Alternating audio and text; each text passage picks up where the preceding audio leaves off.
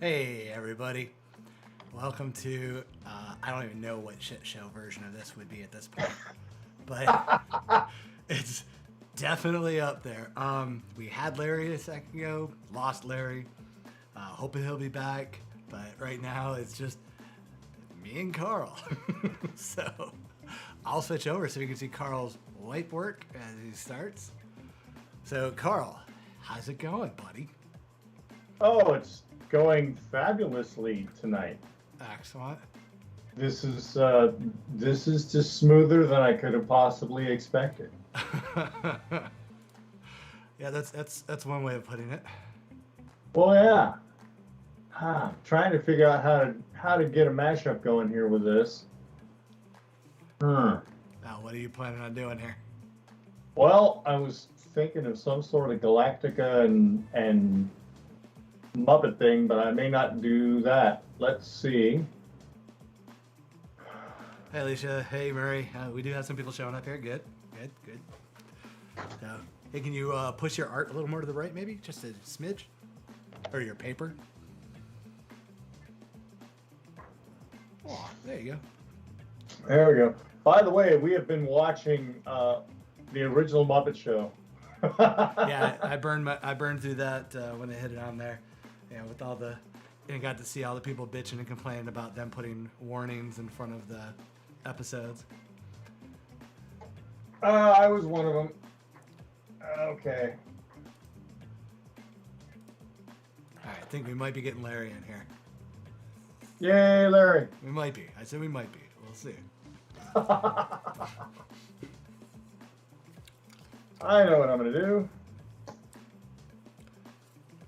Oh, well, he says he's ready, but it says unavailable.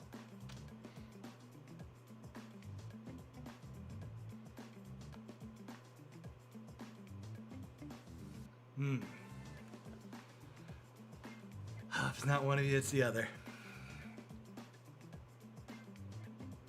I want to point out that, it was working perfectly until Karl tried to join, and then it just went tits up.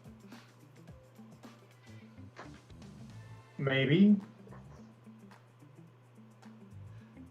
Oh, Murray found a Muppet Babies omnibus book today. And did you burn it? I hope.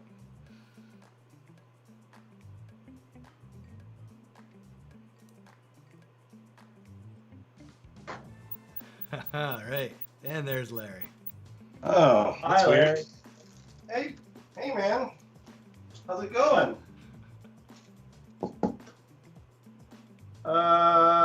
Panic and paranoia at the moment. So, yeah, we're all right.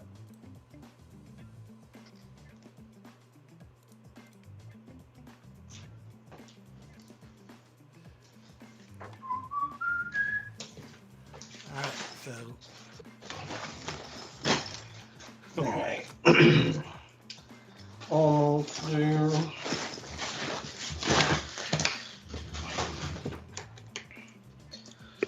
So what's going on? Is Justin going to be in the thing? maybe a little bit. Today was the first day with the new store being open. So he had Hugh up there for free comic book day, and they're going to go grab some dinner. So he thought eating was more important than being here with you guys. That's cool. Yeah. That's cool. Yeah. So what's been going on, Karl? Hey, man. I ain't talked to you in a minute. Yeah, I know. I've been in hiding. Why are you doing it? Are you busy? Are you actually doing work? Yeah, I'm busy and I've got a million things going on, but I don't know. The internet's every time I jump on Facebook or Twitter or something, I instantly regret it. So I just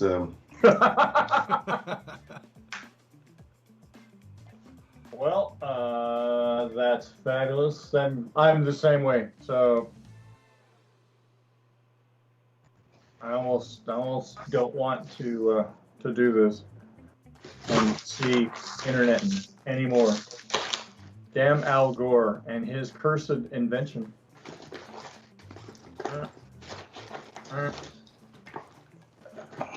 give me 1 second. I'm still just trying to. You guys are Make an embarrassment for the United States here. Come on. Yeah.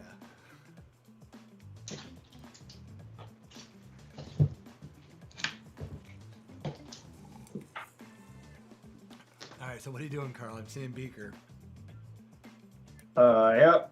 We're gonna run with Star Wars. All right. So let me tighten this down a little more, and I can grab the brush and begin putting ink all over the place. There we go. Speaker again. That's all right. Murray's like, at least it's disappointing, but we've gotten used to walking into doors emotionally with Justin. All right. Don't get too close to Justin. He will hurt you.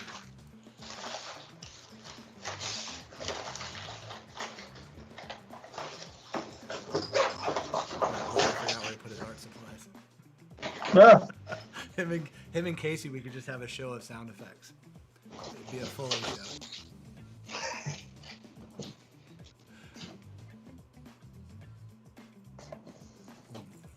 I got this centered up pretty good. Is that working?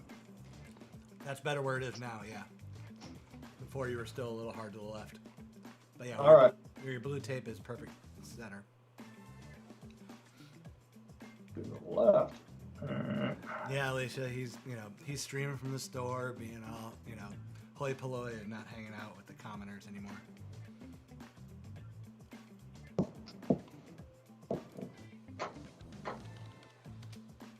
I think we really did lose Larry. Again. What? I don't know. He just, Okay. Oh, there he is. We just had that feed. I wasn't sure if it was a still picture or not.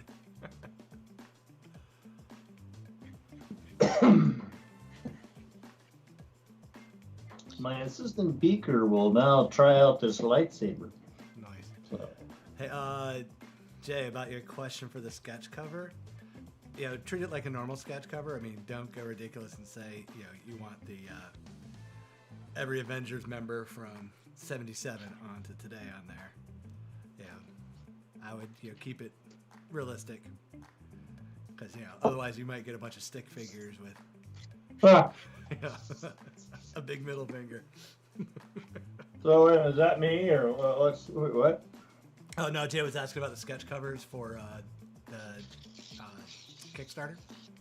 Right. You got the tier where you got the original art to get the sketch cover, I'm guessing. So, to get the actual sketch on it. Yeah, who's who cover, exactly. Yeah, you can end up getting the Avengers cover where it's all the little squares and just the little headshots. It's one of my favorite. Why do we do them as like Hollywood squares? Yeah, it's one of my favorite covers because the Invisible Woman is just the white square. Genius.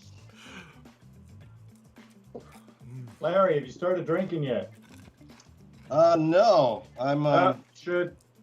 I'm still recuperating from the arcade, Lots of flashing lights. I feel overly stimulated. So do they have like real video games there now, or is it all like activity games? I haven't been to a Dave and Buster's in years. There's like a few video game type things, but in general, it's like car games and Dance Revolution and a lot of like racing games with like motorcycles to sit on and stuff. But they had axe throwing. It's kind of weird. I don't know. I'm not sure like what the age group at Dave and Buster's is supposed to be geared towards. Yeah, again, haven't been there for so long. I think it may have only gone once. So I remember it being like a Chuck E. Cheese where they encouraged a lot more drinking. Yeah. I took my kids and they had a pretty good time. Well, that's good.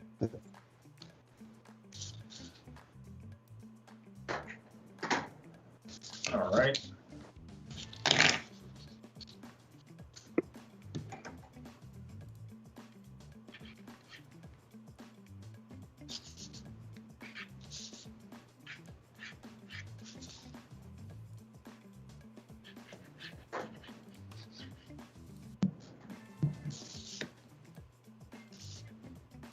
So did you guys get to see Suicide Squad yet?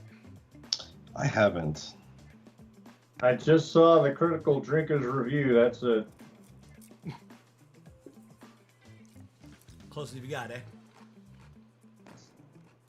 You know, I've been meaning to watch it, but I'm not like a huge DC guy, so I'm not like. I don't need to watch it right now.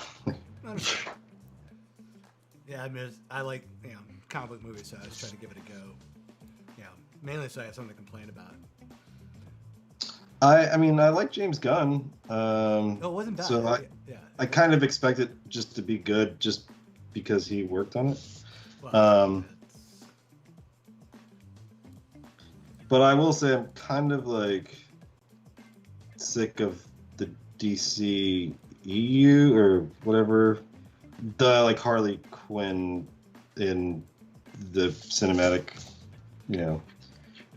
universe. Yeah, I'm ready to have that character go away for a while for sure. Quite Yeah, I don't know if it like really works for me. What, Harley in general, or? Harley, Margot Robbie's Harley, like, I don't know. I tried to like Birds of Prey, and I was. Oh, that's a hard like. Yeah. No, that's what I'm saying. Like, I'm like, all right, I'll check this out, and for all I want this to be good. Thank you. There's a lot of things wrong with that movie. It's just a bad movie. I mean, there's. Here we go. Now we start. Oh, what pink frozen drink do you got there? I got me a daiquiri. Ah. Oh, okay. In a genuine mug from Germany, what got sent to me by Diana. Oh, how's she doing, by the way? She's doing great. Teaching boys how to shoot, which is kind of fun. Yeah, that's true. Oh. Yeah, Neil says you need a bigger mug. That one's too small. Well, that is a German small. It is? Yeah, it's got like the gold on it and everything, so I'm all excited. Yeah. Except I have to make sure I wash it by hand, because I'm not supposed to put it in the dishwasher. So yeah, not dishwasher safe. So, What If? Did you guys see What If? Or am I just going to be talking to myself here on these shows? I liked it. Yeah. I haven't seen it. Oh, really?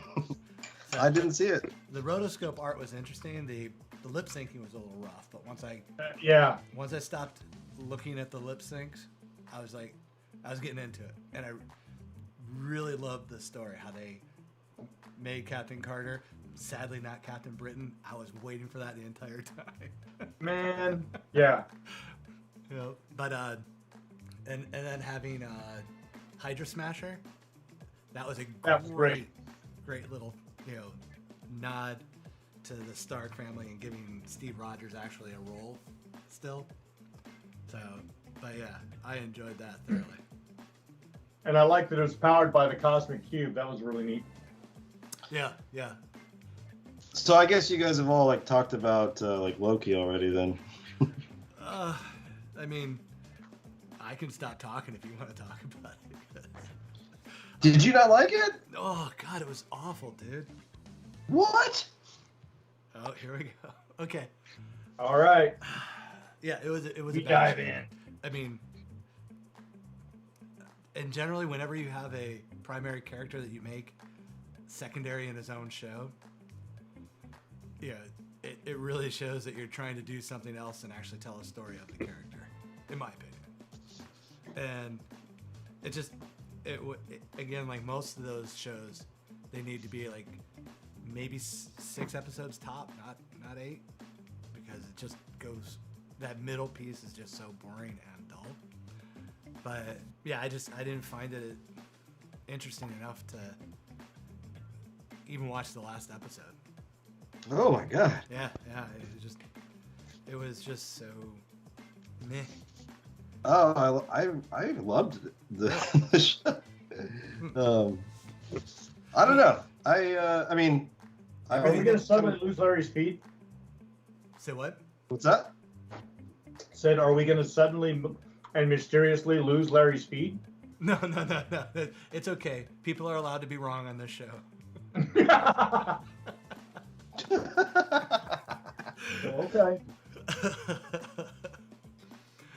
I just like one of the things I enjoyed was that it didn't end with like a laser, you know? Oh yeah, a blue beam in the sky. Yeah, it was like it was a conversation. I kind of dug the fact that it was like that, you know? I don't know. Yeah, I mean, I just didn't find it nearly entertaining enough.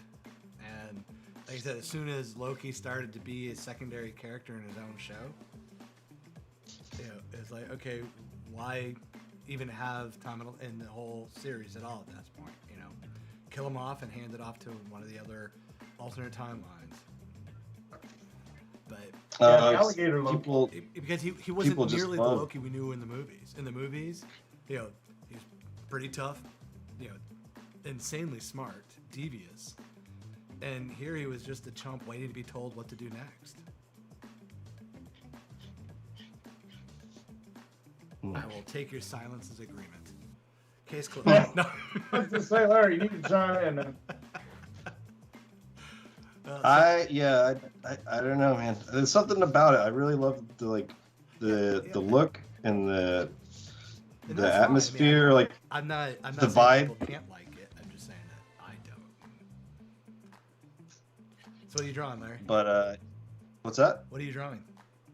I guess I'm just gonna start with a Raven sketch to kind of. Nice. Have you gotten? What's that? Have you got? Oh, I was just saying, nice. Have you gotten into the new season of Titans yet? Nope. Damn, that one I haven't watched yet. I didn't realize it started. I haven't caught the first one. I've been kind of scared to watch it because I don't want to be disappointed. Oh, you'll be disappointed if you like. I mean, if you like the Teen Titans, because that was like the teen book I grew up on more than X-Men. But yeah, you got to go in with a completely different attitude. Like, pretend the Teen Titans didn't exist, and this is like Earth 3 version of Titans. Oh, Because okay. they're like super violent. Like even Dove is super violent, which makes zero sense whatsoever. But See, I was never a DC kid unless it was something interesting like Commandy, but the DC heroes never interested me. But I picked up, back in the day, the first issue of Teen Titans. I probably bought the first 20 or 30. Mainly because I was such a huge George Perez fan. I was going to ask if it was because of Perez, but yeah. But the writing was also really pretty cool too. I was pretty impressed with that. But it was, Wolfman did, yeah. Yeah, Wolfman's good. But I was just assuming that it was, Perez was the reason you would actually pick it up if you weren't, a fan of those characters to start. Yeah, initially. That was also during my X-Men phase, and I was doing the team thing, but not regular teams. And I just saw that. I started picking it up. I'm like, hey, it's pretty cool. And I followed it for a while. And it was fun watching. I don't know what kind of speed Perez took, but he could just, writers could abuse the crap out of that guy and say, I want 100 characters in this panel, and he'd go, watch this. I'm like, son of a bitch. Well, it was the 70s, so, Coke wasn't nearly the stigma that it is now. Yeah. No. I'm not saying he did. I'm just saying it's a possibility.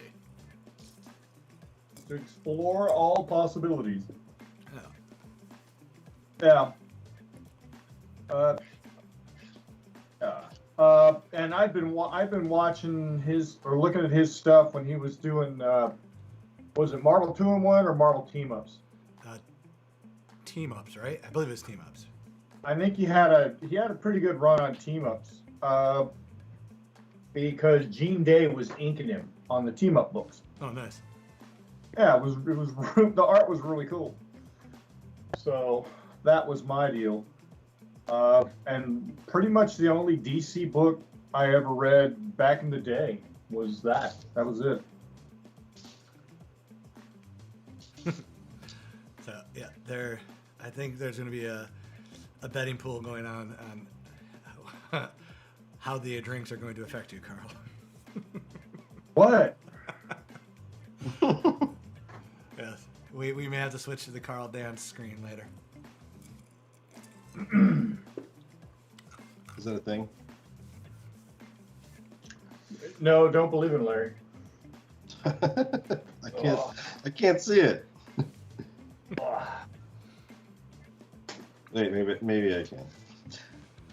So, of all the comic book stuff, or we'll say over the last 5 years, what has been, the best movie or show for you?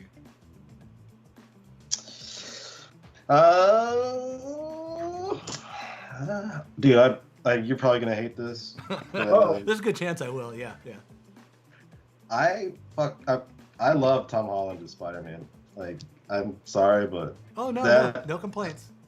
I mean, I don't know. I rewatched those Spider-Man movies and I don't get tired of them.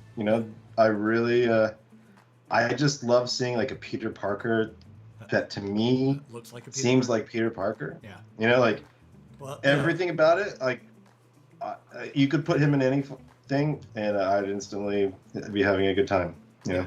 Well, I mean, them finally casting a kid to play a kid, a high school kid to play a high school kid, helped.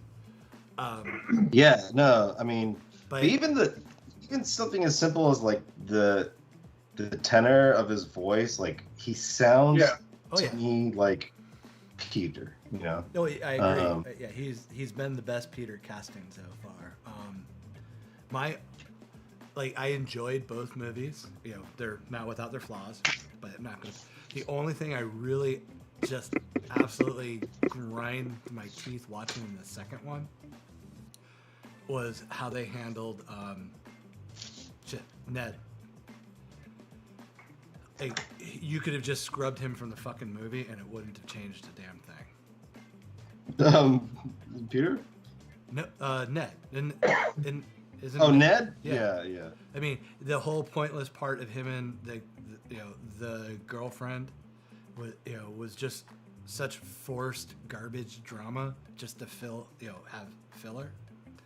And then at the end they break up, so it's pointless. I mean, like, absolute pointless story subplot there that did nothing. It added, there was no payout for it. Why they had that in there, I have no idea. So that part of the second movie just drives me completely nuts. And if I could get a version where I just edit out all those clips, I think it would be such a better movie. I never even thought about his inclusion in the movie. Actually, he didn't have anything to do.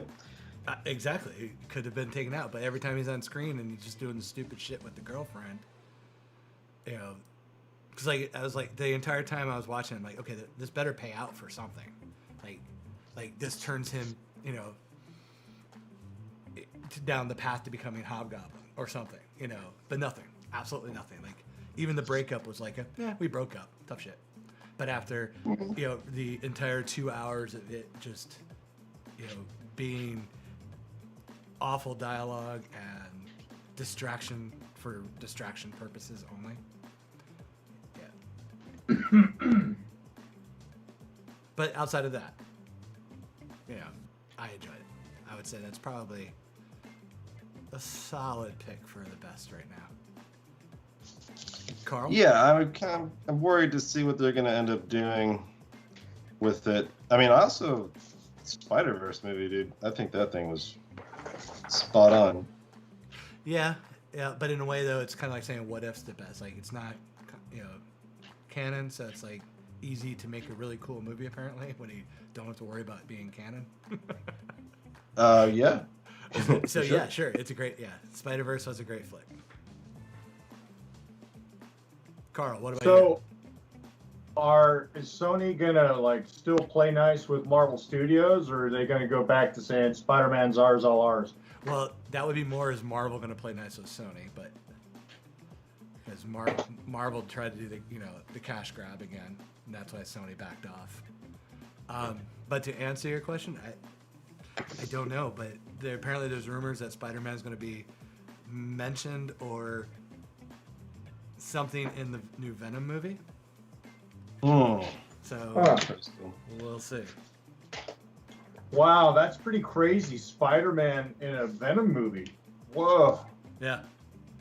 Yeah. So Murray said Spider-Verse is the best Spider-Man movie since Spider-Man 2 with Tobey Maguire. I'm not sure if he's just trying to piss me off or if he truly means that. Spider-Man 2 with Tobey Maguire being the best Spider-Man movie. It's pretty good. That's the one where he does the Jesus pose where he almost craps himself Yeah. on the subway. Yeah, that one. Yeah. He really looks like he's about to poop. Sorry. But that part of the movie drove me nuts because even that time, everyone had cell phones with cameras on it. And, But yeah, how brave was Tobey Maguire in that moment? So, give him mad props. I mean, to go from that to doing, Saturday Night Disco dancing, whew. I mean, All right, I'll stay quiet because I like the first two. I'm just messing with it. Like they were solid. Like my problems with those movies was one is why did they put a mask on Willem Dafoe when he has the perfect Joker face to begin with? yeah, I agree with that one actually. Yeah, and oh, okay. So Jeremy says the director's already spilled the beans that Tom Hardy's going to be in the Morbius movie. If the Morbius movie ever comes out.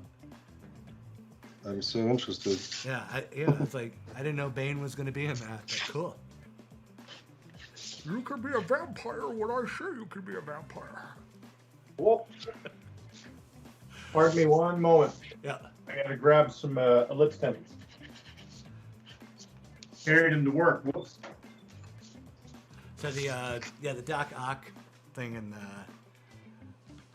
that was back when we didn't have the blue beams in the sky, but we had the action movies where nuclear explosions could be stopped by a somewhat large body of water. Like 10 feet of water. I remember that trend. I was like, and now we transitioned to the blue beam in the sky. Although I have to say for the Suicide Squad, I love that Starro was the what they did with Starro. That was awesome. No blue beam in the sky. We just had a giant starfish trampling the city. I didn't know Starro was in this. Well, I'm not really spoiling anything. It just means you haven't been online for a month because there's images of Starro in the promos. Oh, really? Yeah. Yeah. When I plan on seeing something, I tune it out completely. Yeah, Starro's kind of tied into the main mission. It's not bad, like I said. Just I'm trying to do it without spoilers. I thought they could have done I love Ratcatcher 2. I think they could have done a better job with her rather than her just being I stole my dad's tech and became the new Ratcatcher. Because being the Ratcatcher, you are probably one of the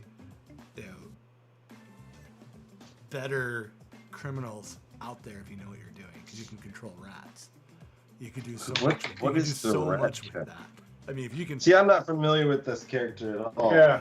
The Ratcatcher. Yeah, basically, she both versions they can control rats. They have this device that allows them to control rats. And The Pied Piper.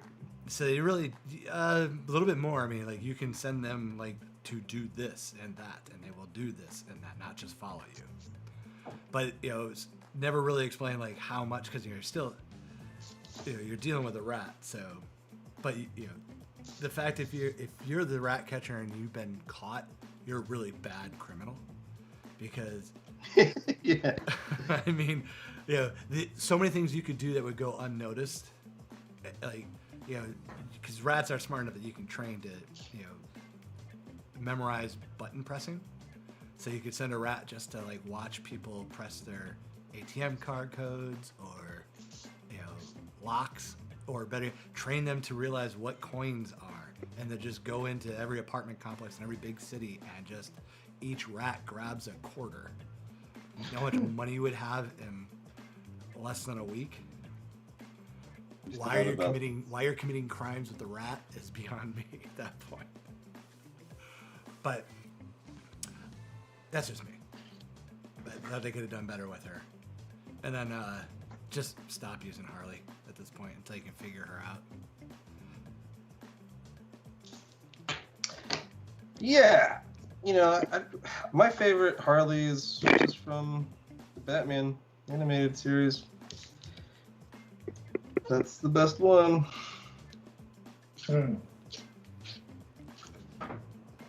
I'm still grinding on what my favorite movie is for the last 5 years. Oh, favorite movie for the last 5 years. Well, we're talking about comic book related movie or TV show.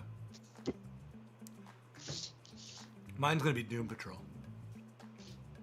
I have yet to watch Doom Patrol, even though man, you admonished me many times. You need to get on that. It's so good. It's pretty great, yeah. They finally got around to starting shooting season 3. So it's still going then? Yeah. They just got the COVID pause, but they started shooting like 2 months ago, I think. So, and non-comic book related, I really have you seen that show Peaky Blinders? Peaky Blinders, yeah. That show is great. Wait, all right, my ignorance here. I didn't realize that was based on a comic book. No, I'm saying non-comic book. Oh, non-comic book. Okay, yeah.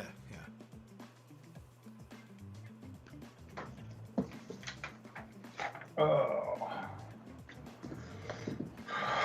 Crap. Favorite comic book movie? It'd probably have to be Guardians of the Galaxy. The first one? Yeah. All right. I'm digging the second one. Really? I started to get a little tired of every really interesting dramatic character moment being played for a joke. Yeah. And I'm hoping Mr. Gunn figures it out. Don't do that shit with the third one. Because there are some moments in there like,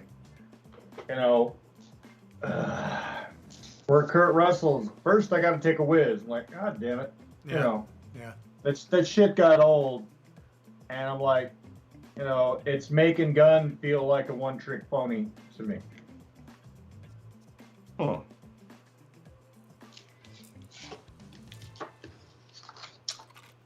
Could be just like, I don't know, the soundtrack carries that movie. He is very good about picking songs, because that's one. Is it the same way in the Suicide Squad? Yeah, very much. Yep, even better, I think. But Okay. with the second one, the part that bothered me was how everybody was cool with who's Kurt Russell's, we'll call her an assistant, but Mantis. Yeah. Everyone was cool with her going along with all the baby killing. Yeah, because she kind of knew about it, and then she tried to tell people, then waited like another 30 minutes into the movie before finishing the secret. But at no point did she really ever try to stop the baby killing or run away. Well, she was in the clutches of a celestial. Yeah, but she was the one that always put make him the argument that she was afraid of him. But she was the one that put the body to sleep, and they obviously traveled, so they went off planet. So she could have put him to sleep and then go right to the airlock and put that body out to space, and then gotten away because she had the body ship. though. Like, I'm so confused about like the whole thing. What, the baby killing part or what? No, like the Kurt Russell manifestation, and then the planet. Well, I mean, do you know what ego is in the books? Isn't he just a planet? Well, is this? Yeah, he's one of the Eternals. He's like takes a planet form, but he's a sentient planet. But in the movie, he has a body that he sends out, like an avatar, more or less. But she helps that avatar go to sleep, and she could easily separate himself from it. Because at no point did he show any type of actual control over her, as far as like if she got so far away, the collar on her neck would blow up or something. It was just she was there because she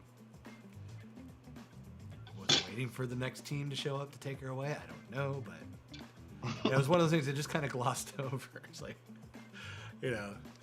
kind of been involved with the baby killing for a few years because that was quite the body of or pile of skeletons there.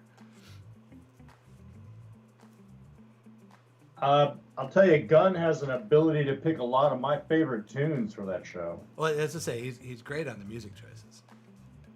And some of that stuff was like really kind of obscure. That song Wham Bam Shangalang, I don't think that was a nationwide song. I think that was more Western.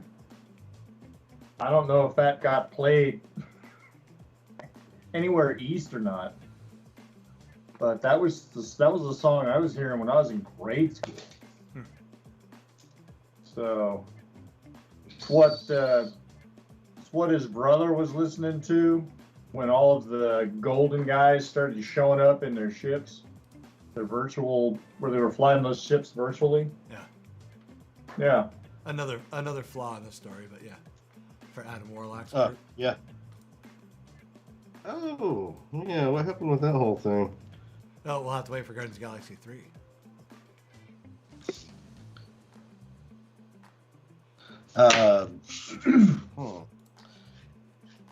I've read that Batista's wants to be done with 3.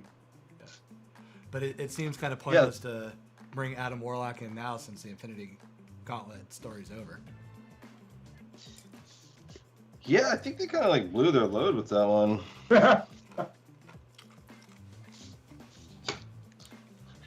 I mean, where do you go from that? I mean, we're doing Kang, but like, I don't know. Yeah. I don't know. The Celestials are pretty big stuff, although that's really obscure for people, isn't it? Yeah, that is going to be an epic failure for Marvel, I think. You think? Well, failure in the sense of Marvel failure. I mean, it'll still make money.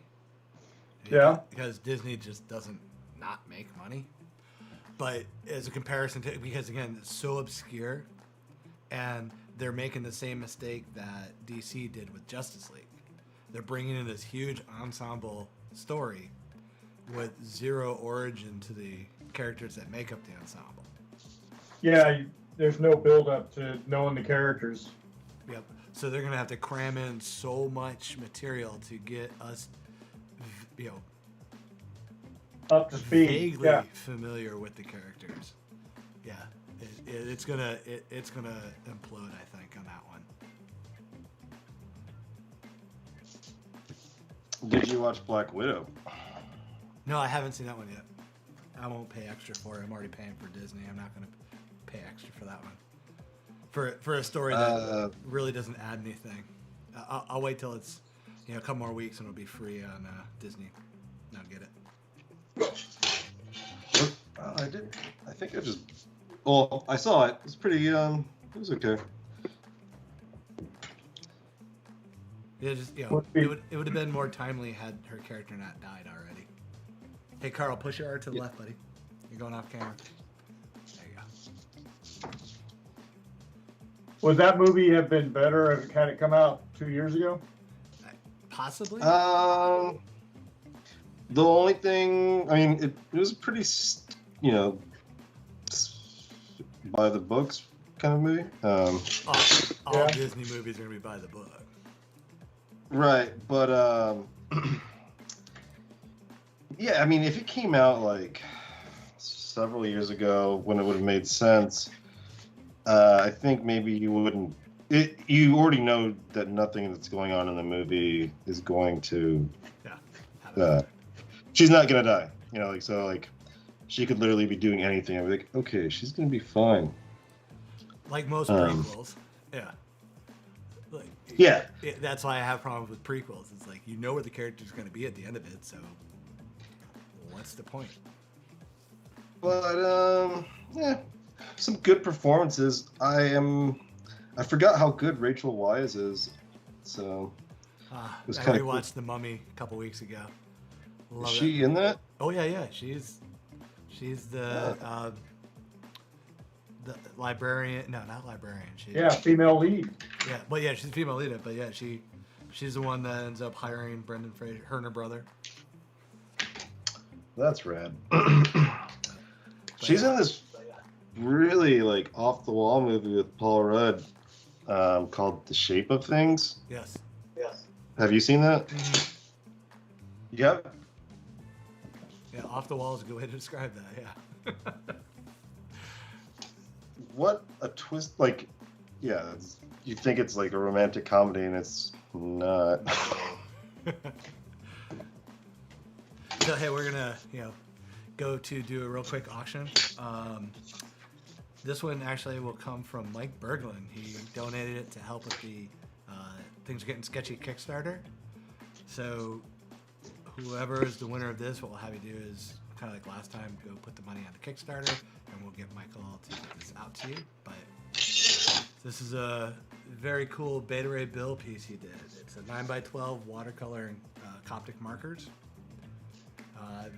He showed it on his Facebook page I think last week, but he was kindly enough to donate this for the Kickstarter. So we're going to do a quick little 5-minute auction, and we will start the bidding on this at $30.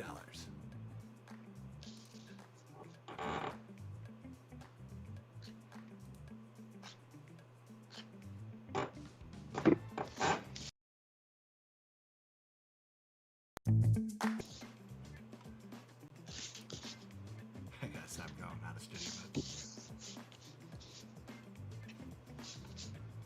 There we go. You know, I really enjoyed Thor Ragnarok. I thought that was good. Yeah, it wasn't too shabby.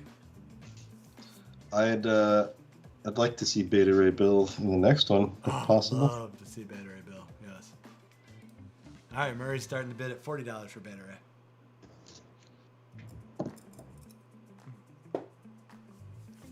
Yeah, I like Thor Ragnarok too.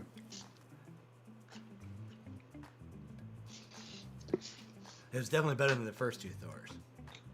Yeah. I mean, I know it's not saying much, but you know. You just say that because you hate Kevin Branagh and his directing style. Well, you know, I just wish they would have got the tripod fixed and not shot everything in Dutch angles. Hey, Barry, nice to see you. I secretly love that. Can't fool me. I dig Dutch angles, but you know. No, yeah, I mean, dial it back a little bit. I mean, yeah, not everything needs to be shot in Dutch angles. Everything. Yeah. Oh man. Yeah, I don't know why you got to be all like that. Such a hater on the Dutch angles. Well, you know, I'm Swedish and Norwegian. I gotta hate on the Dutch. Those bastards. It's just in me. You know?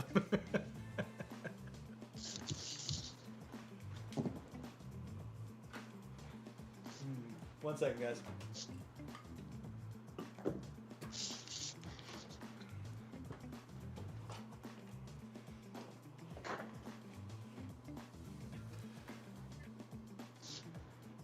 Oh, Barry went to go see Justin and Hugh today. Awesome.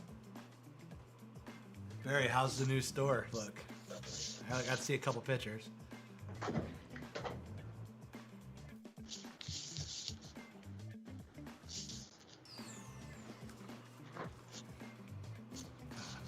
Yes. Oh, here we go.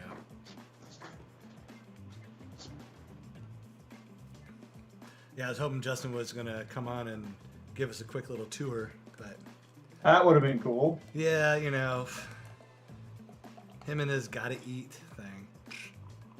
Damn it. Yeah. Was He gets cranky though if he doesn't get his meal by 7. So I get it. or his nap. Yeah. Actually, what's killing him right now is yeah, he's an hour ahead instead of being an hour behind. So yeah, he's not used to having the later times when we start things. All right, currently we've got the Beta Ray bill up for $40 with from Murray.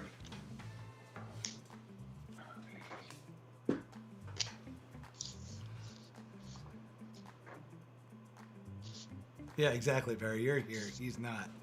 I should have you co-hosting tonight. Murray had cereal for supper. Yeah, I'm actually got my milk so I can have my Captain Crunch after the show tonight. I missed it last time, but gonna have my peanut butter Captain Crunch. Hmm? Peanut butter Captain Crunch. Oh, it's the best Captain Crunch. Okay. I'll fight anybody who says otherwise. What's your favorite? No, we get so freaky, did you? What's your favorite peanut butter? My favorite peanut butter, Yeah. like brand wise. Yeah. Oh, honestly, I like the natural stuff, like where that oil just sits on top and you got to mix it in. So, Oh. yeah. So I You guess talking that big can of planters? say what? Jif, man. It's Jif. Oh, The Jif. right answer is Jif. You sure it's not pronounced GIF? I hear there's a confusion on that. But yeah, so I guess like just Whole Foods version. Yeah, I just like the natural stuff. I'm not a real, brand guy on my peanut butter. I just grab whichever one looks the oiliest, and I got to mix up the most. Oh. My favorite was you get a big can of the Planters peanut butter, and it came with a rubber or a plastic lid on it, like a Tupperware style lid, and you'd pull that off, use a can opener, and open it up, and there'd be this giant layer of oil on the top. Yeah, And you that's had what to I'm mix talking that about. shit up. Yep. All right, it looks like Murray got the Beta Ray for $40. Thanks, Murray.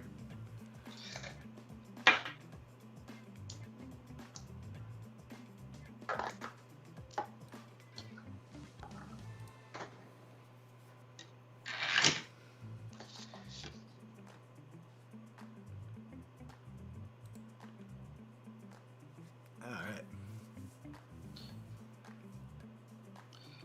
I saw this really good movie called Deathgasm. You've got my attention. Yeah, so So it's about these like metal kids in New Zealand that play the blackest metal song ever written and like unleash demons in their little town. whoops. But it's like seriously so the movie's so metal. It's like I've actually seen it on. Was it a Hulu or Netflix? I've seen that. But what? Yeah, I haven't watched. yeah, it. it's on Prime, I think. Prime. Okay, I knew I've seen it on one of the services, but I unfortunately waste my money and have all of them. I think. Yeah, I do too.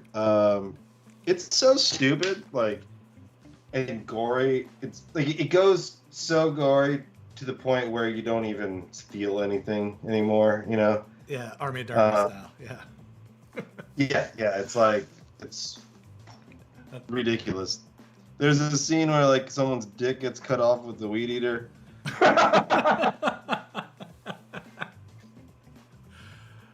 Oh, great! Now we're gonna get like the E rating here. Jeez. But Casey and I have been kind of plowing through the bad shark movies before they all disappear, and one popped up on Plex Week called Ouija Shark. Ouija. Yes, and it's as glorious as its name states. It's such a shit show of bad movies. So, but now that I found somebody who likes the bad movies as much as I do, for that reason, so we've been trying to test each other's metal on which one. And I have to say, he has picked some of the worst movies I've ever seen.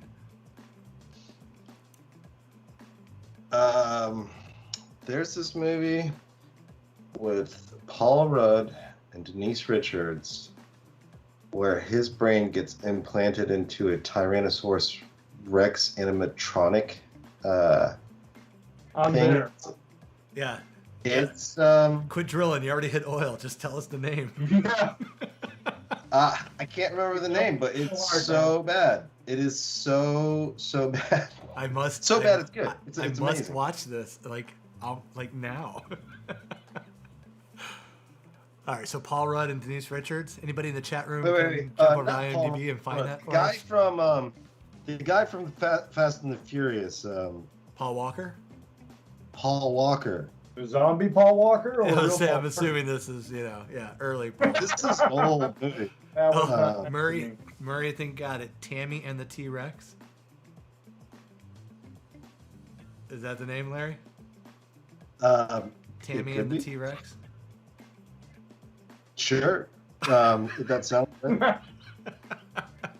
We'll roll with that. Yeah, it's the level of confidence that you agreed with that makes me believe you. Sure. Let's check it out. Tammy the T-Rex. All right.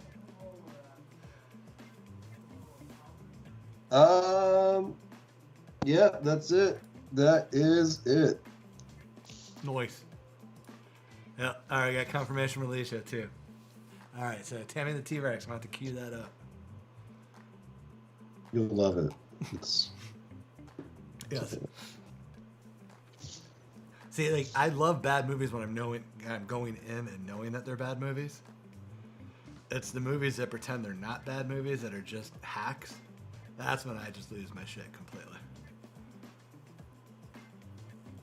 Have you seen the Puppet Master movies? Probably not all of them, but I have seen them. Yes, like especially the early on ones. I really dig like the first 3. Mm-hmm. After that, it's pretty rough. Yeah, it gets long in the tooth real quick. Yeah. So, real quick, just go over the Kickstarter thing tonight.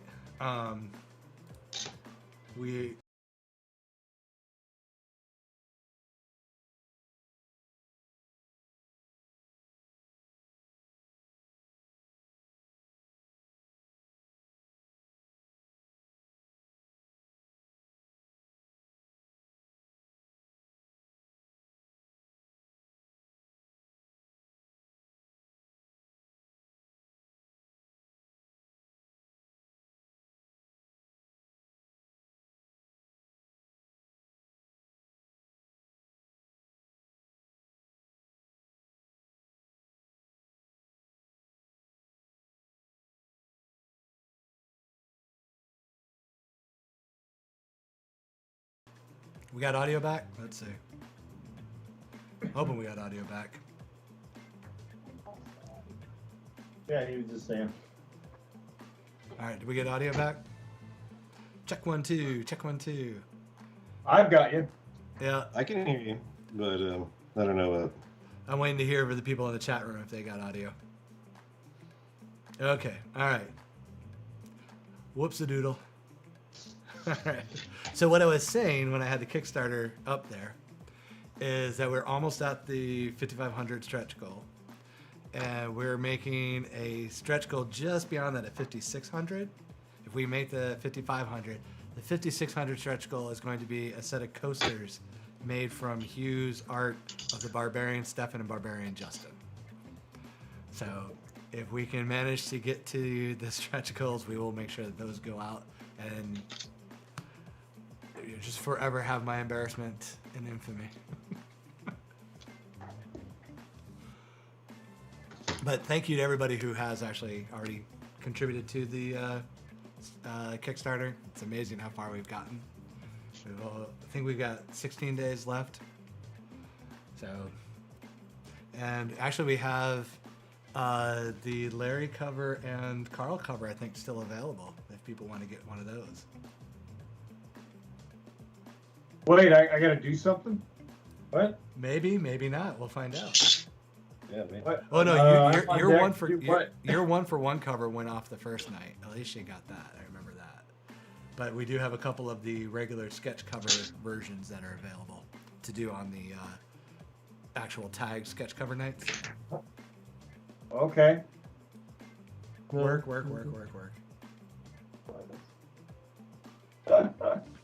Hey, girls, I've missed you. I'm sorry. I didn't get a Karl, rump out of that guy. Still one of the best movies ever.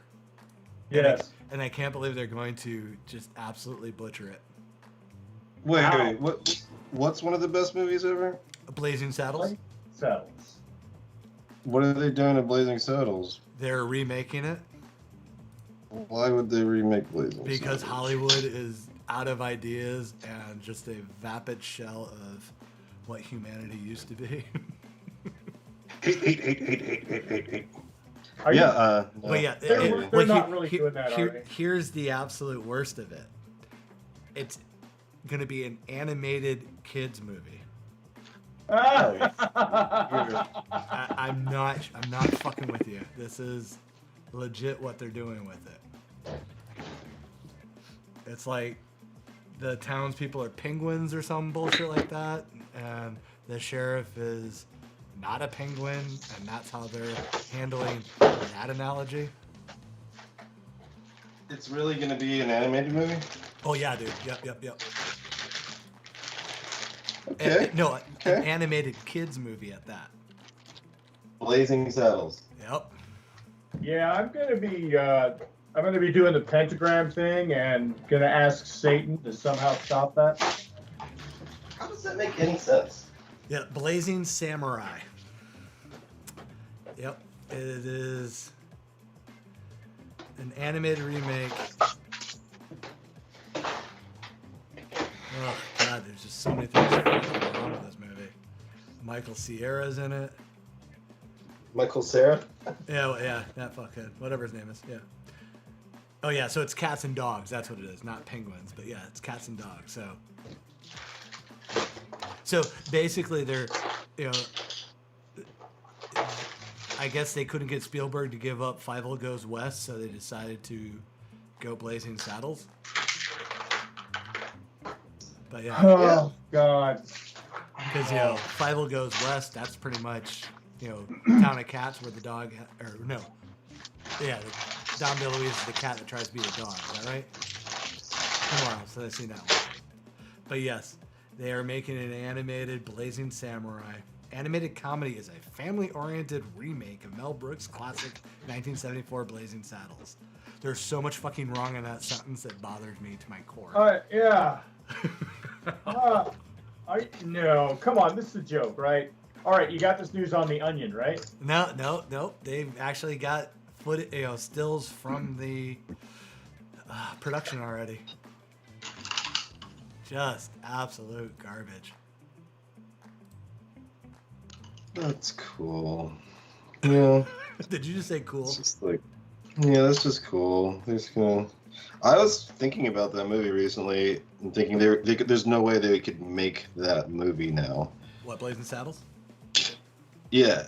Well, Seth MacFarlane actually tried with A Million Ways to Die in the West. It's about as close as you could get to a Blazing Saddles today.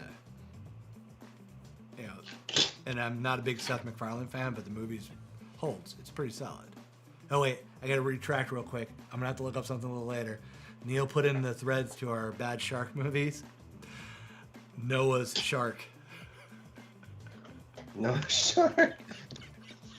Okay. And the thumbnail looks spectacular. I see like the arc there and the big shark with the bloody. Oh man, mwah.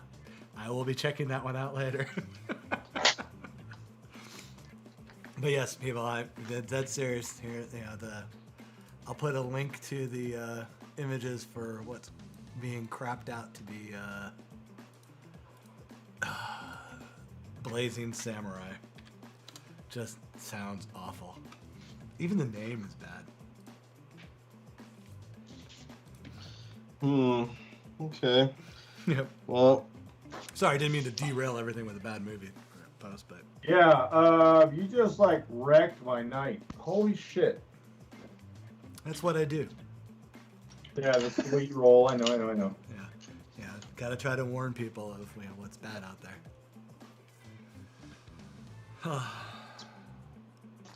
What's bad? So, what movie announcement have you guys heard that has you excited or worried? I heard something about like an Addams Family reboot again. Yes. They need to not touch that. They could just leave it alone for a little bit, maybe.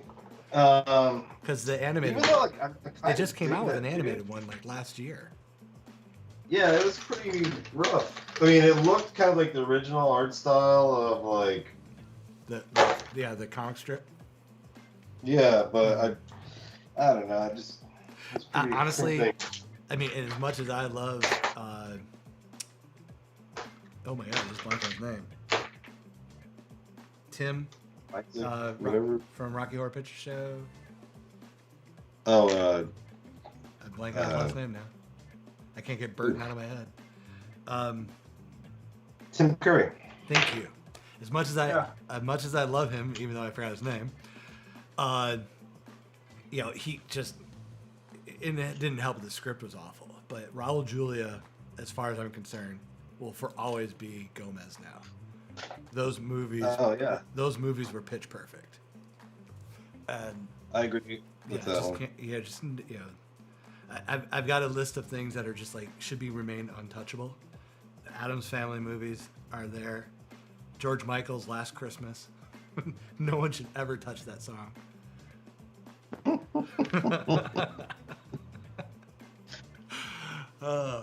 Actually, here's a dumb little thing I learned this week. Neil brought up Rob Zombie. You guys know the group Power Man 5000? Yeah, that's his cousin or brother. It's his younger right? brother. Spider One is Rob Zombie's younger brother. I learned that a couple weeks ago. I was like, what? And the funny part is, look up Power Man 5000 early music. They were the biggest douchebaggy Fred Durst rap group. Awful. I'm sure Rob probably. Did they ever get good? As what? Power Man 5000? Yeah. Oh, they're awesome if you like industrial metal, which I do. So, I love Power Man 5000.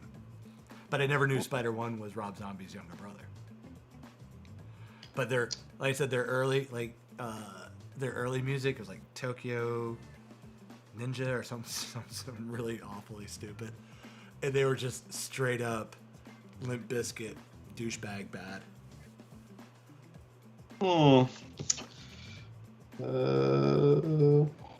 I believe it. All right, well, yeah, like I said, it was just some non sequitur I learned a couple weeks ago. That I was like, I totally forgot about that, and I had no idea. But now, if you look at them, they have the same eyes. It's bizarre. Al Murray saw Power Man 5000 in the late '90s, back when they're in their prime. Yeah. So is he butchering really cool horror movie and doing remakes yet, or is he leaving that to Rob? He's actually one of the original investors into Shudder. Really? Because that's when I met him, because I was doing something with him for Desperado. And that's when Shudder was first actually kind of appearing, but it was more of a web thing than an actual channel yet. Yeah. But yeah, so yeah, the whole family apparently is into the horror stuff. So I love my Shudder subscription. Say what? I love my Shudder subscription. Oh yeah. Same here. There's a ton of good stuff on that.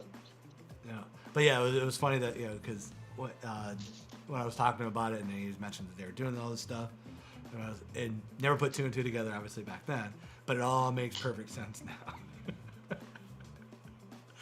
It was right there. Huh. Oh, Neil's okay. I missed a little thing here. Oh, we're getting into music now, Five Finger Death Punch, Muse, ZZ Top.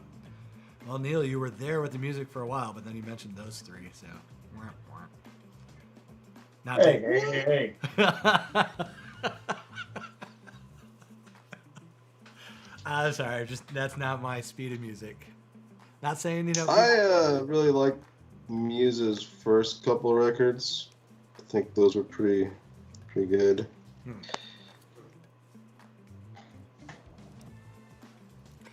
Yeah, I'm trying to think. There's one song from Muse I like, and I can't think of it off the top of my head. But when I hear it, I'm like, oh, okay, that's good. But yeah, all in all, not a fan.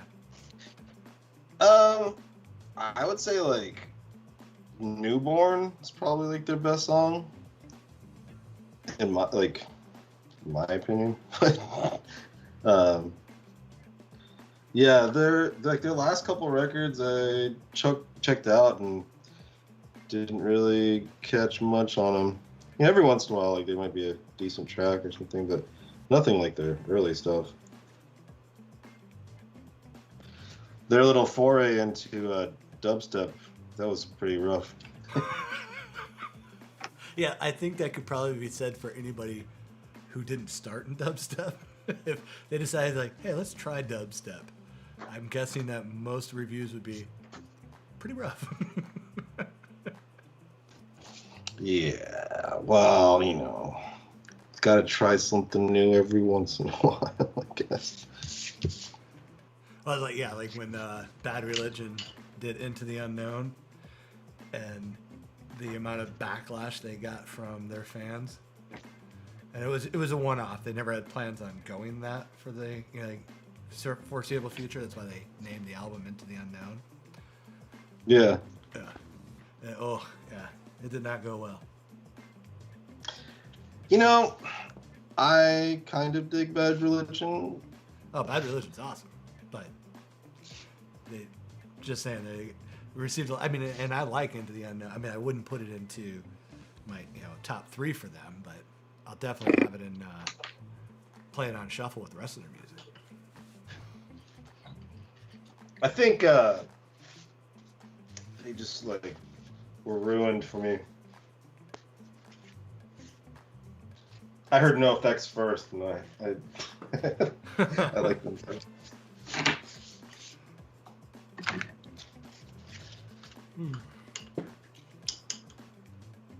Larry, what have you been working on, man? Art-wise.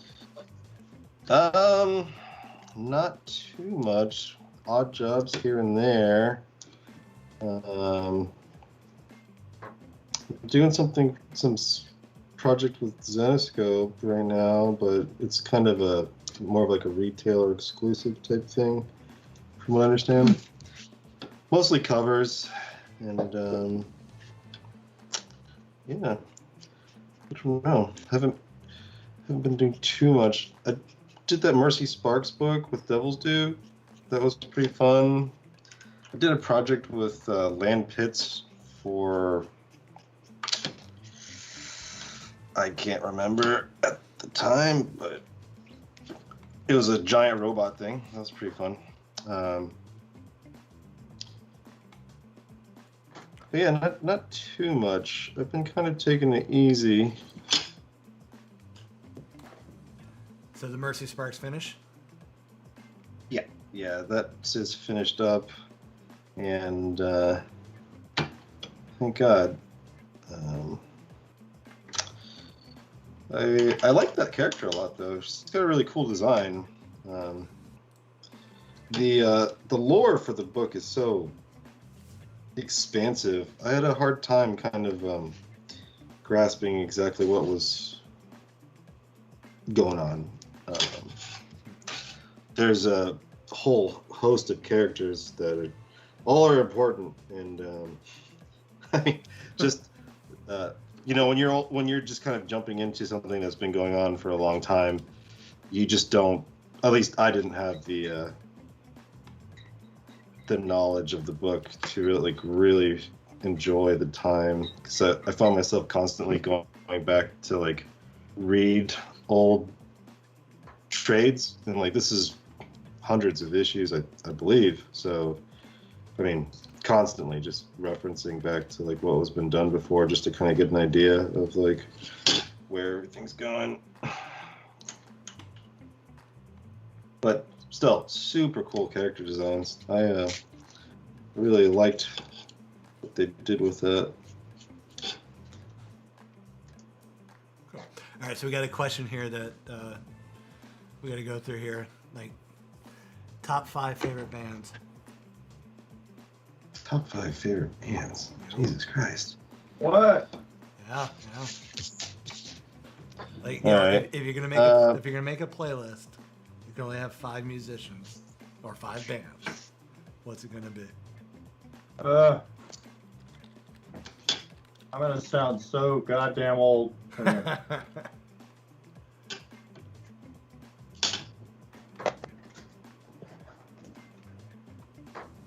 Don't make me do that. Say what? So don't make me do this. No, you got to do it. Like currently, or like? No, like okay, you're gonna make a playlist. Not a forever playlist, but you need to make like a playlist real quick. Who are gonna be your top 5, bands that you're gonna put on that playlist because you know you're gonna like that playlist. Or we're talking like desert island shit. No, Jesus Christ, no. As I said, this isn't a forever playlist. This is you got to make a quick playlist. You got to go. So, what are the 5 bands that you're just going to drop to that playlist and go?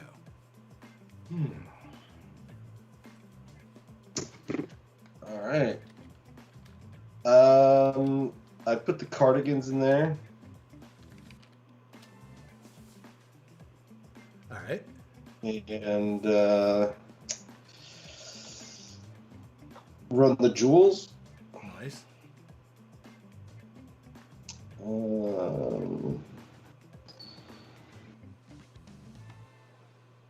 Let's see here. Metric.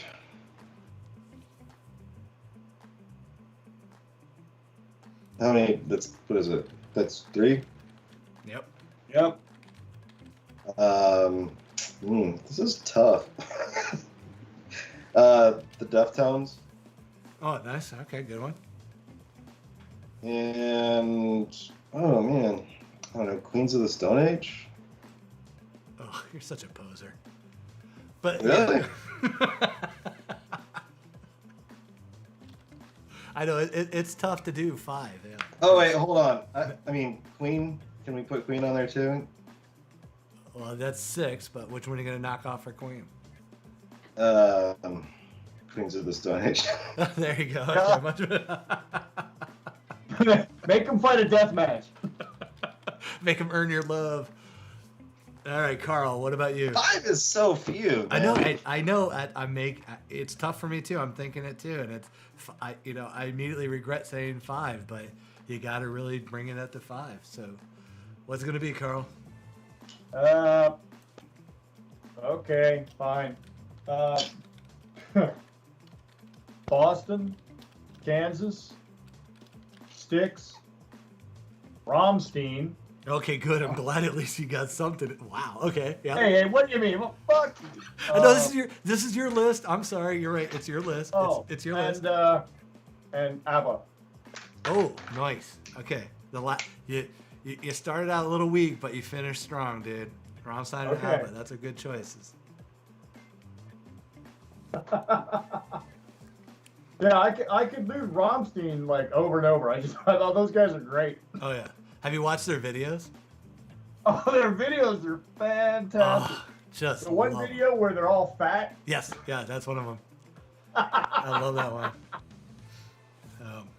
Oh my god, yeah. Yeah, that one's actually permanently on my Friday night video mix. So, yeah, Alicia says Karl is planning on napping with the first 3. There we go. Nice. Yeah, I just lost her respect. That's fine. All right, we'll be all right. And by Boston, I just mean the first 2 albums. Other than that, Well, I mean, the whole idea is you get the entire library. So, again, I'm just saying, pick the 5 and go. So my five would be. This is a tough to call, but because again I was trimming because I really would end up probably having 8, 9, 10. But if I had to pick 5 and 5 only, it would be Misfits, Monster Magnet, Presidents of the United States of America, Power Man 5000, and Static X. All right, Monster Magnet would be, if you could give me a 6, that would be it. But yeah, it was tough to get into that because there are some serious runner-ups to that, but those would be my top 5. Because it's got to have a fast beat to it, otherwise I can't listen.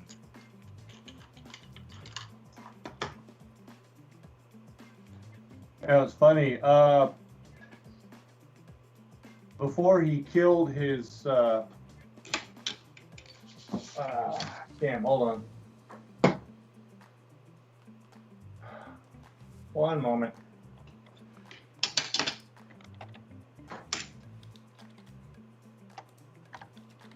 Yeah, Steve Walsh had a question and answer part on his website, and I'm talking a long time ago, late 90s, before he figured out that was stupid, because all he got hit with was the same shit over and over and over.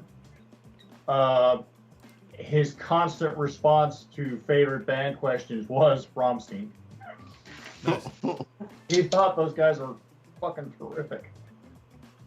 Well, he thought right.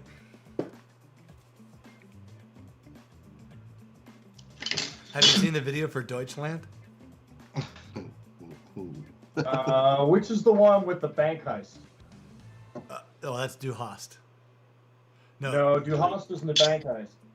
Gosh. There's a recent one where they stroll in when they're all armed with like MP5s and stuff.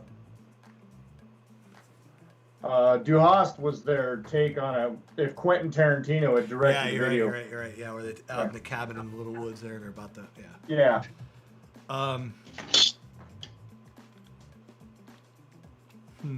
you sure it's a?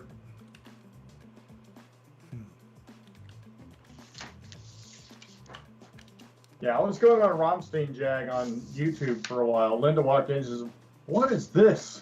This is great shit." Because Rammstein hasn't put out anything new, but Till Lindemann did a solo album, first time ever, which actually kind of surprised me. He did a solo project because that group is so tight. Are you talking about his new video where it starts out like he's? No, it was Rammstein. Okay. I remember they toured with the Red Hot Chili Peppers, and they were asking one of the members of the Chili Peppers, they're like, "Why do you have these guys opening for you?" And the response was, "Because I want to see that motherfucker light himself on fire." Yeah, because quite honestly, Red Hot Chili Peppers should be opening up for Rammstein, in my opinion. But yeah, because I don't know the one where they're robbing the bank because I haven't seen that one. He has actually gone out of his way to become a licensed pyrotechnics expert. Oh, yeah, I would see that. But no, Deutschland is like some of the best cinematography I've seen in quite some time. Like better than OKO. Like, well, yeah, for that one, because the level of costumes, prop effects, and direction that's going on in there is crazy. Yeah, this stuff's great.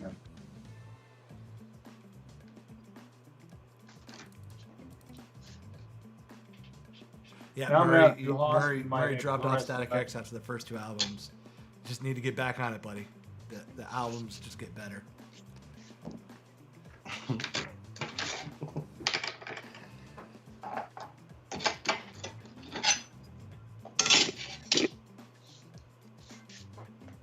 So Barry's would be Iron Maiden, Tech 9, Ooh. Battle Beast, Too Short, and Sir Mix-a-Lot. Okay. Yep. Sir Mix-a-Lot. I'm good with the Sir Mix-a-Lot. Too Short, the library's just not. The library's too short. There's not enough in there to.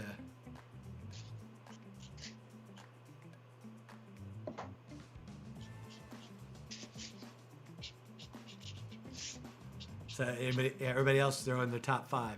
You know, don't make Barry be the solo guy here.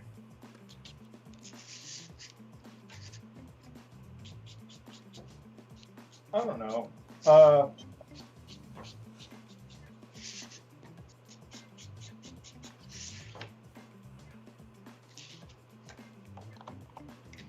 right, well, while you guys hold that conversation, I'm gonna get another beer right now.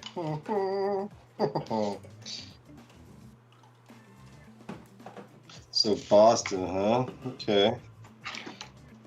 Look, I routinely hold up Bruce Dickerson as an example of what is it? Master of many disciplines, a modern Renaissance man. Danny DeVito? No, Bruce Dickerson. Oh. Do you watch Sunday? Pilot. I guess we have different At one definitions. time ranked 7th in England. Singer, writer, published author. So Renaissance man, master of many disciplines. But did he star in a movie called Renaissance Man? Okay, you got me there. There you go. All right. So the crown goes back to Danny DeVito.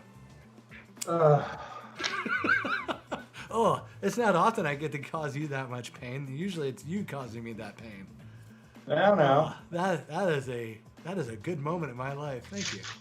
Danny DeVito. Yep, him and Gregory Hines starred in a movie called Renaissance Man.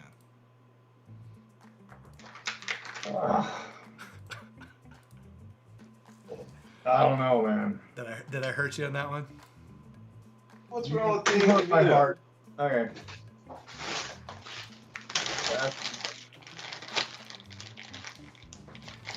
But I still have Duhast in my head, which is a good thing. Oh, so Deep River Geek Fest, he's got Rob Zombie, Gore, Alice Cooper, Maiden, I'm assuming Iron Maiden, and Tiffany. Yeah, got to represent the Canadians. Go get him, Stefan. Come on, go get him. Get him. I think you put that in there just to set you off. No, I gotta appreciate the honesty. If it's, So Linda jumped in with U2, Queen, The Who, The Stones, The Beatles. Ugh. Yeah, you are gonna get flamed on that one, Linda. Come on. Playing it safe. Yikes. Oof.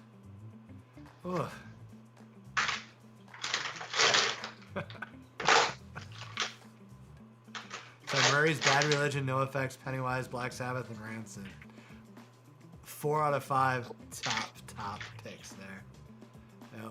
I mean, it was tough for me not to throw a lot of punk in there too, but I was trying to go, all right, I got to grab 5 libraries. I got to go with the ones that every song is a banger for me.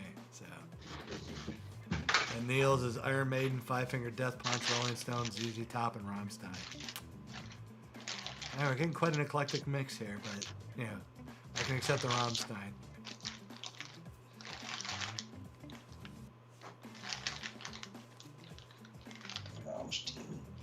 So I'm gonna put Murray's as my second list.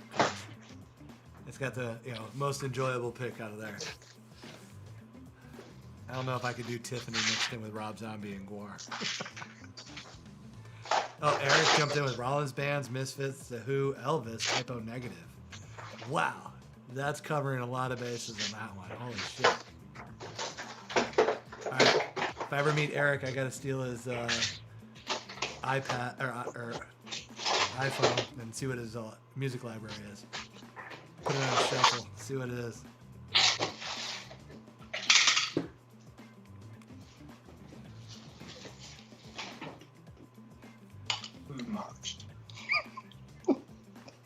What's going on, Larry? I can't stop thinking about Rammstein right now. Yeah, if I could get away with it, I would play a couple. There's one video that is just visually so disturbing. It's awesome. Where it's just a pile of just naked beefcake wrestling, and Till and the rest of the band are in like very small speedos and just oiled up to the point where you're gonna get concerned that someone's gonna electrocute it with the gear. See, of course this is. Say what? So this sounds really good. Oh, it's disturbing. It's just weird, and especially if you know what the lyrics are. It's perfectly done. It's just like, holy shit. It's just so out there. I love their videos. Their videos are just so great. Didn't they just announce a new album coming out? Well, Till came out with a solo album. I don't know if they're doing a group album at the moment. He just came out with a solo album. So it's like what, country and western? What? Oh no. Okay, I just want to make sure, man. By no means.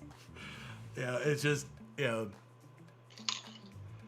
one video that they put out, or he put out for it, it's pretty rough. I'm trying to find. Yeah, Man Geigen is the video I'm referring to.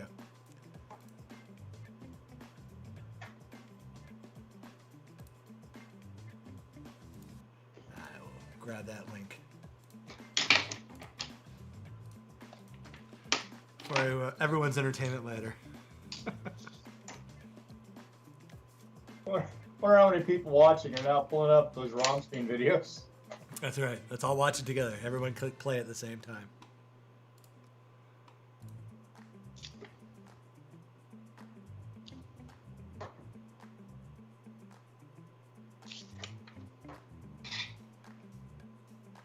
Wait, what?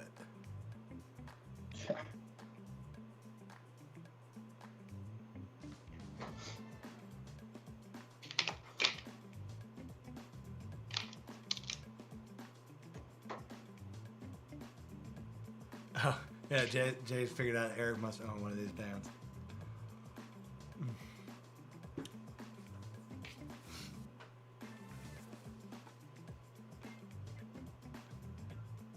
Ah, broke out the brush there, Larry.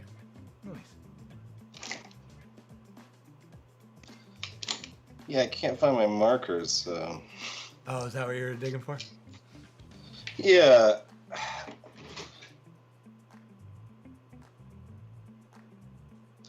I tried to clean up my office, but I just displaced everything. Yeah, I need to do that. Like, everything is this side of the camera right now because I've got so much shit in my office right now.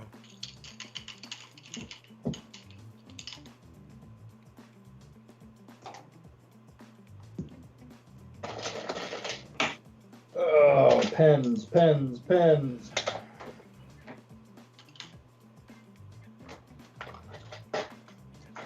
So I'm trying to think who would make a worse Jedi, Beaker or Jar Jar Binks? Jar Jar. Yeah, you think so? Yeah. I don't know. I'm thinking Beaker would take off his own hand. Well, you know. I'm not saying I wouldn't enjoy seeing Beaker as a Jedi, but he's not known to being the most graceful of Muppets. But you know what? The dude's indestructible. It is true.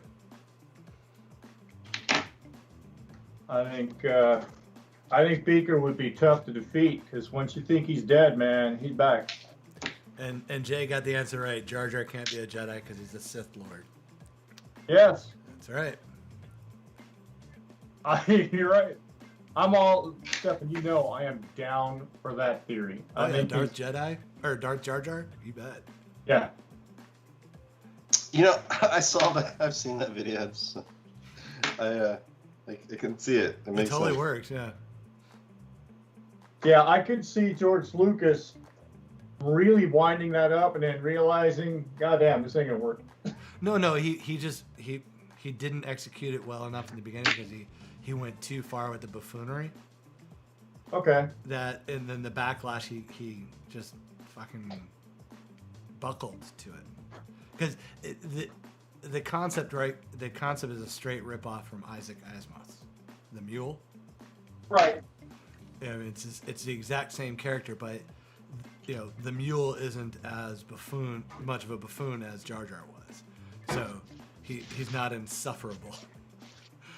Had he dialed back, you know, the Daffy Duckness of Jar Jar, you know, it could have been something that would have just like caught so many people off guard and been like, you know, a huge what the fuck moment. But that would have made them more interesting to me for sure. oh, significantly, yeah. But yeah, like I said, he went too far with it, and people just couldn't deal with it. And there's no way they were going to do a second movie with Jar Jar being the, you know, the absolute eyesore that he was in the first movie. You know, after seeing the sequel trilogy, my kids wanted to watch the prequels. Well, they're kids, and it would work for them. I would have to say that even though I don't necessarily like enjoy them, I do feel like he was trying something different. He didn't nail it, but at least we got to see some weird shit. Whereas like the new ones is just like, oh, don't get me started on the garbage the new ones are. I enjoyed the first one. Oh, fuck off.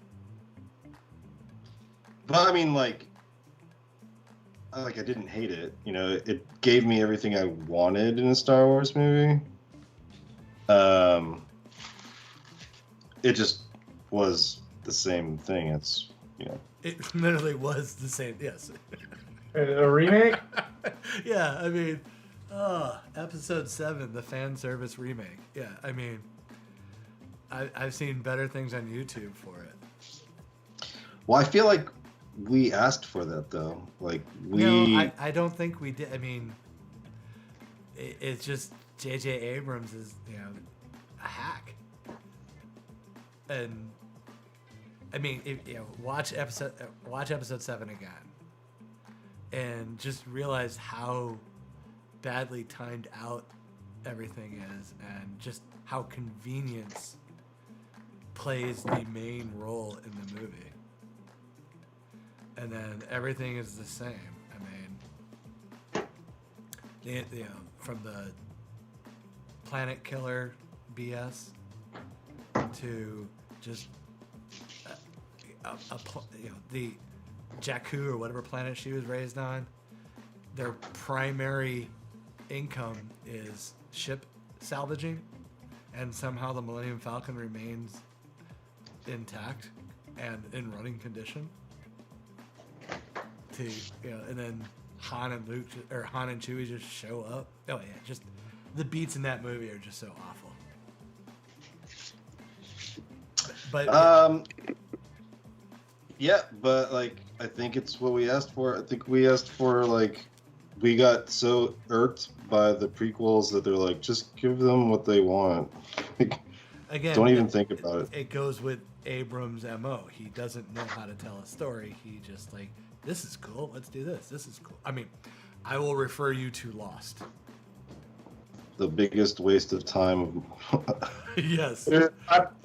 And you know who's the brain behind that one? Abrams. So It's funny. My uncle. I was like visiting my uncle once, and he just started Lost. And he's like, "Have you ever seen Lost?" And I'm like, "Yes, I have." You know. And he's like, "Oh, I'm in season 2 right now, and it's just so good. I'm loving it." You know. And I'm like, "Yeah, man. Just wait. Have fun."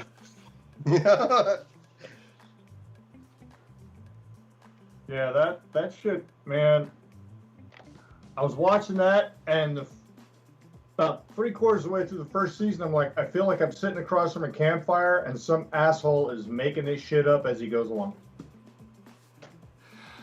like, yeah, that's exactly what he was doing. Because you know I think we talked about this before. The show was originally meant to be a competitor to Survivor. It was originally supposed to be a non-scripted show. then it got in the hands of Abrams and Bad Robot, and they came up with, oh, we could do this, and left it open-ended and never had,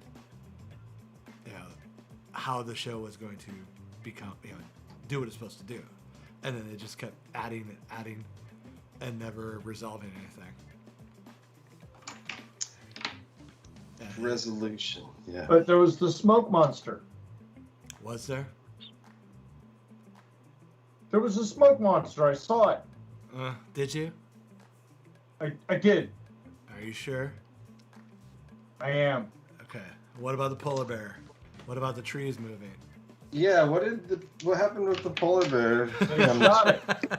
Exactly. I thought it was cool how they dropped the polar bear with a 9mm. I'm like, wow, you're pretty amazing. Well, at that point, the polar bear was pretty much starved out and heat exhaustion. I'm sure the 9mm would have done it. Yeah, right. Okay. Sure. Yeah. Yep. Yeah. So, actually, Barry brought up, we did talk about What If earlier, briefly. In general, everyone liked it, so there wasn't really a long conversation on it. When does the second episode of that drop? Friday? Next week? Okay, well, all right, as long as we narrowed it down. Maybe. I mean, I'm really just, the only thing I'm truly involved in is Ted Lasso. And I know it's Fridays, so. So the second episode hasn't dropped yet. Okay. Are you guys watching Ted Lasso? Do you have Apple TV? No.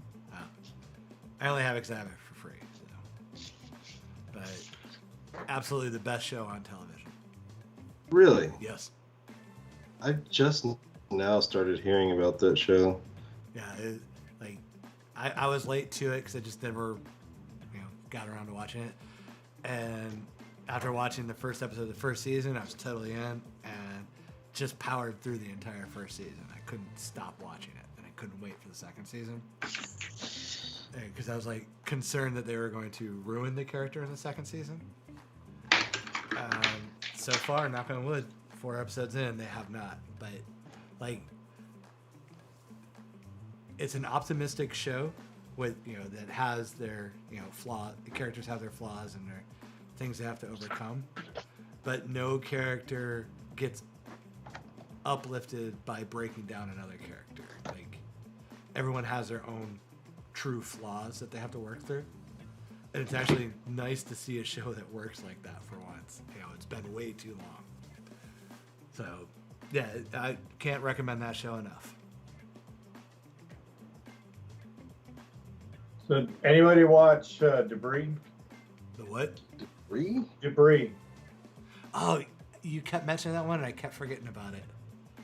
And I wanted to watch it because of the actor in it from Justified. Yeah, it's kind of it's feeding my my X-Files itch.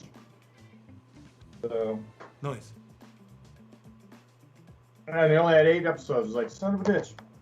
Oh, did it get canceled or just get COVID?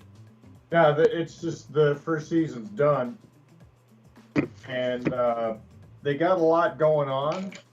And if you were to ask Linda, she'll tell you. I was sitting there watching. I'm like, hey, this is cool. This shit better not go lost. That's all I got to say, because they've got a bunch.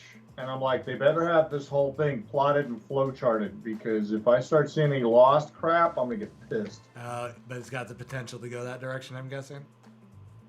There's a lot of interesting stuff going on. They need to make sure they tie it up and handle it and give you reasons why it's happened. So, yeah, we'll see how things happen in the next season. But, yeah, I was really digging it. And the guy, I don't remember his name, the one you're talking about, he was the one that was the serial killer that tried to kill Hannibal. On Hannibal. Oh, yeah. I just remember. Yeah. He's really good. He's really intense. Yeah. I liked him in Justified, where he had that kind of gunslinger obsession. Yeah. Yeah. But, Barry put in Superman Lois. I haven't watched it because it's on the CW, and I just can't watch shows on CW. It's just way too painful. I just call that the Beautiful Young People's Network. Yeah, characters whisper. But Bad Batch, I did watch. I enjoyed it for not knowing the backstory on the characters, but I did like, that they actually, again, had some good storytelling to the characters. But my favorite part of the Bad Batch, like when you have streaming services, when they show like the intro to the show, and you get the little skip intro option. They have it just by default on Bad Batch, but the funny part of Bad Batch is the intro lasts all of 2 seconds because it's just the Bad Batch logo and the boom noise. The fact that you can skip that just makes me giggle every time it shows up on screen. Because by the time you could hit the button, it would already be over. Barry Chapman's joining the pirate ship torrent. Arr. Have you seen the show called Counterpart? I've never even heard of it. Nope. It's on Prime. Okay. Stars J.K. Simmons. Oh, really? And it is so good. It's insane. I mean, I wasn't expecting much, and Sarah started watching it, and I got hooked on that show. It's sort of like a sci-fi spy show. Huh. But J.K. Simmons' performance in this show is ridiculously Oh, good. his shit's Well, always I great. find it hard to believe that he gives everything. So like the show starts off, you're following this like mild-mannered like office worker into his like soul-crushing job. Oh, Yeah. I do remember seeing the trailer for this. This is like, yeah, go on, sorry. Yeah, and then like he goes, to a couple meetings, and they pull him into like the downstairs, basement secret place, whatever, and like another J.K. Simmons like comes, walking in the room, and he's like, super spy J.K. Simmons. But I don't even know how to. Me trying to describe how good the show is just gonna make it sound bad. I just check it out. I would check it out if I. As long as you're sure. But yes, I do remember seeing the previews for that. It's like, is it an altered dimension version of him, or is it? So where he works, they guard like this breach between a parallel world, like, and their world was ravaged by some kind of like virus, at some point. Mm-hmm. But the whole point is both sides use each other to study things. Like this spy agency plays both worlds against each other. To benefit each other, but also they're kind of at war. But everything. The cast is good. The performances are good. The story is pretty great. They canceled it after 2 seasons. But... Oh. So. Well, damn it. So invest your time in now is what you're saying. Well, I mean, they kind of wrap it up. I mean, they. If we get a chance to talk later, we can get angry over the reasons why the show is canceled. Oh, you can go ahead and get angry now. It's more like, It's one of the cool parts about the show. politics type thing, Yeah, I was saying, because if you're not aware of this show, anger is kind of part of it. Yeah. But yeah, I mean, like, I was surprised that the show could exist just because it's so cerebral, I guess. But his performance as both the different versions of himself, really, at no point was I ever confused as to which one I was watching. Nice.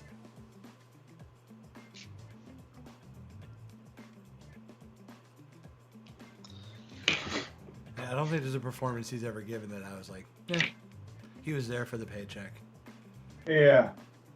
I mean, hell, Hell, he even gives farmers- it all during his insurance commercials. Yeah. I know. Bum, bum, bum, bum, bum, bum. I love those things, man. Hey, they're not paying us for the commercial. Don't give it away.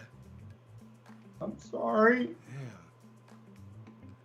Well, I'm assuming Justin and you are having a great dinner because I haven't heard from either one. You know, and he also tears it up as the yellow peanut M&M. This is true. What? He's the yellow peanut M&M? Yeah. Yes. Yes, he is. And now every commercial you hear from now on, you will recognize it immediately. Back on like comic book stuff that I've like really, really enjoyed. Invincible on Amazon, the cartoon. It's fucking amazing. Well, Holy shit. that's an opinion. Sure. What? I mean, did you like the comic book? no. It was See? it was predictable and boring, and the TV show went, hey, let's take all that stuff in the comic book and not do anything original, just make it as predictable and boring as the comic book. See, I like the predictable, boring comic book. I like that this adaptation of it is not bad. Like, usually when I see a cartoon adaptation of something, I'm just expecting it to suck. And I love it. The animation is so gross, man. Like, the violence is off the chain. It looks so good. I guess. I mean, if you liked the comic, I guess the show would be okay. It just both bored me to the point of I couldn't continue. So, but I know I'm in the minority on that one. That's fine. Again, I mean, It was I've never. kind of, for me, it was like the kind of typical Kirkman thing, where it's almost feels like he's constantly trying to see just how much he can beat you up and have you come back and keep reading. You know? it kind of faded out there, so we don't know. So it was the usual Kirkman thing where he's going, how much can I beat you up and have you come back and still keep checking it out. That's true. Yeah, it wasn't as insulting as The Walking Dead, sure, but it's right up there. I mean, the amount of wash, rinse, repeat in the storyline, because it's only one season so far, so we'll see where it goes. And So, Larry, you got any That other is opinions shit. we can shit on? Sorry. Yeah, sorry. well, I was gonna say that's also J.K. Simmons doing the voice for Omni-Man. That's Yeah. true. That is true. And you're right, and that's quality. And actually, the kid from Walking Dead, I'm blanking on his name, who plays Invincible, I liked his voice. Yeah, Steve Yeun. Yeah. What I didn't, when we originally were talking about this, what annoyed me is they went so far to hire like names rather than talented voice actors, and it shows so poorly in the quality of the voice acting. Like, I'm blanking on her name, but she's from Community. She played Britta in Community. I know who you're talking about, but yes. Loved her in Community, liked her, but absolutely horrible at voice acting. There's zero inflection, and she sounds bored with every fucking line she delivers because She does Adam Eve, right? Yeah, Yeah, I can see that. I did think that Steve Yeun did a pretty good job. Oh no, that's what I'm saying. Him and Simmons were great, but like a lot of the, secondary and tertiary they went for names rather than getting, like Tara Strong. She would have fucking crushed it, but because that's what she does. But they didn't hire her. They went with a name actress who doesn't do voiceover work, and it shows so, like just how bad they are at voice acting. You know. Yeah, I could see that. I do agree that the non-voice actors sometimes, like, what was the point of that? Yeah. I mean, and it's just, you know, if you're doing a cartoon and you've got an actor that can't bring inflection when reading against a blank paper, you can hear it immediately. At least, you know, that's how I feel. Yeah, Maria, Tara Stranga. If you're gonna get anybody. Oh, speaking of Tara, we're gonna go into a really big segue here. So you know how they're trying to do a live action Powerpuff Girls on CW? What? They're not doing it. Yeah. No. No. So one of the actresses actually quit this week. And I'm assuming shit, I'm trying to remember which one she was going to be playing now. Had to be Buttercup.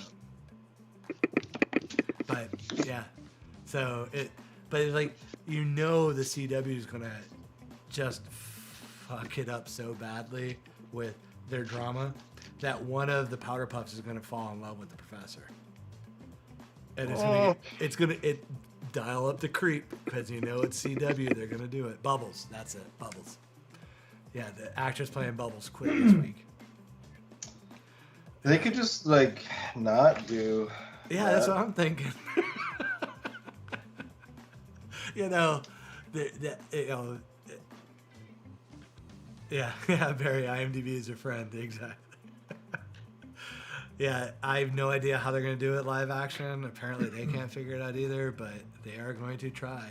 And it's going to be just a fucking train wreck. Because right now, CW's got, hey, if it's a superpower, we got to do it. But then they got to put in the really bad romance drama. And, you know, where are you gonna put that in a Powerpuff Girls movie or TV show? You know, there's gonna be just the level. Wait, it's not a movie; it's a show. No, it's a TV show on the CW. Yeah.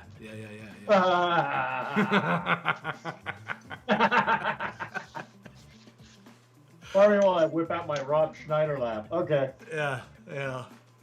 You know, personally, I just want to know how they're gonna do Mojo Jojo.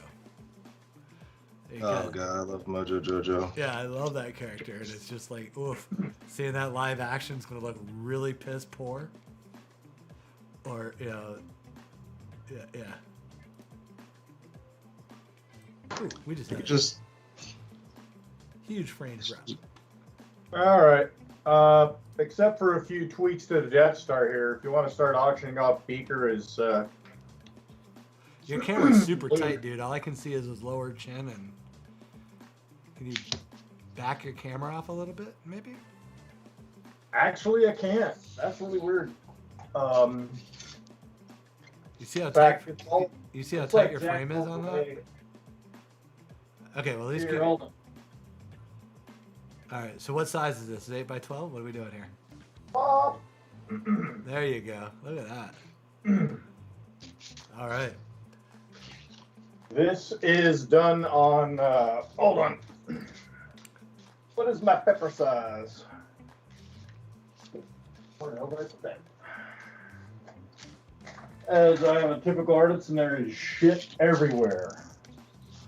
It is 11 by 14. Oh, okay. All right. 11 by 14. Jedi Beaker. We will do this another little fun little 5-minute auction. And we'll start the. This is where I need Justin. I can't remember what we start the bidding at. But, you know, this one, I'm going to say we're going to start at 40. Right? That sound good? $10,000. All right. We're going to start at 40 then.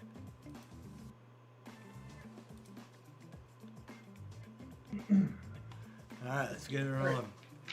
Let's keep that sexiness up there, Karl. I don't know, talking about the picture. All right. All right, hold on.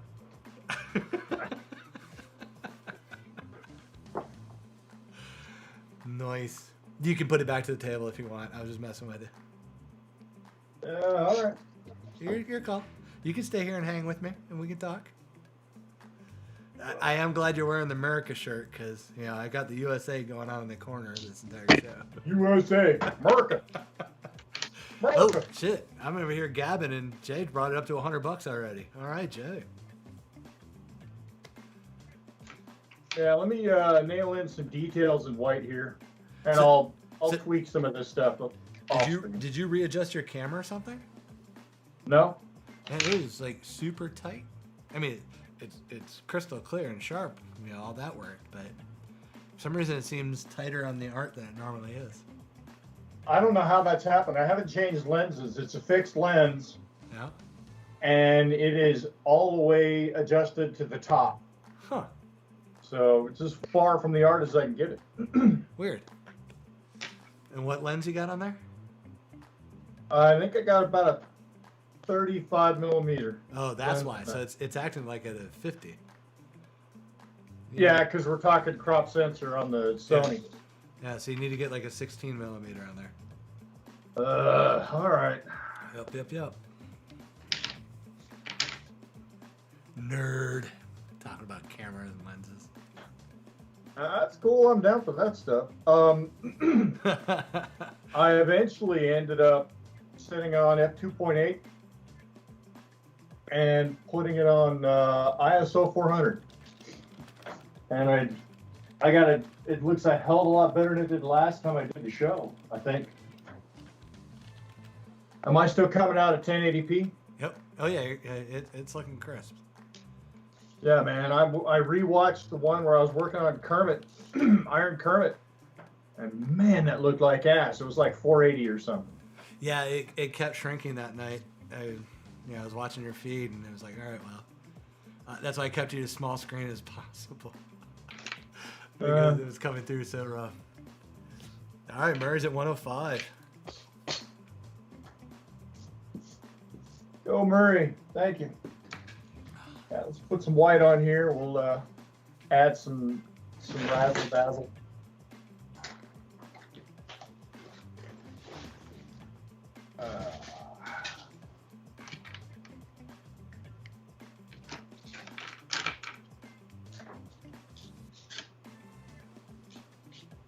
So Larry, you haven't been on in a while, but one of the recurring themes on what Disney's doing, and I say recurring themes because I won't let it go, but I'm pretty sure I'm pretty sure they're leaning towards making the next big arc for the TV series stuff, West Coast Adventures.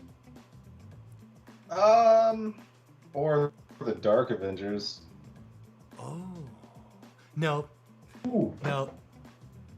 And the only reason I say no on that is they just got all the properties back from Fox, and they're not going to give up on Wolverine to bring in his bastards right away. And they would say, I think they would save that more for the cinematic universe before they'll do for the TV show. Because let's be fair. I mean, as much as I love West Coast Avengers are TV show worthy, not movie worthy. But sure, all the other characters that they've got U.S. Agent now. They're gonna have the Hawkeye show, even though it won't really be Hawkeye. Oh, sorry, Jay's brought it to 110. We got White Vision.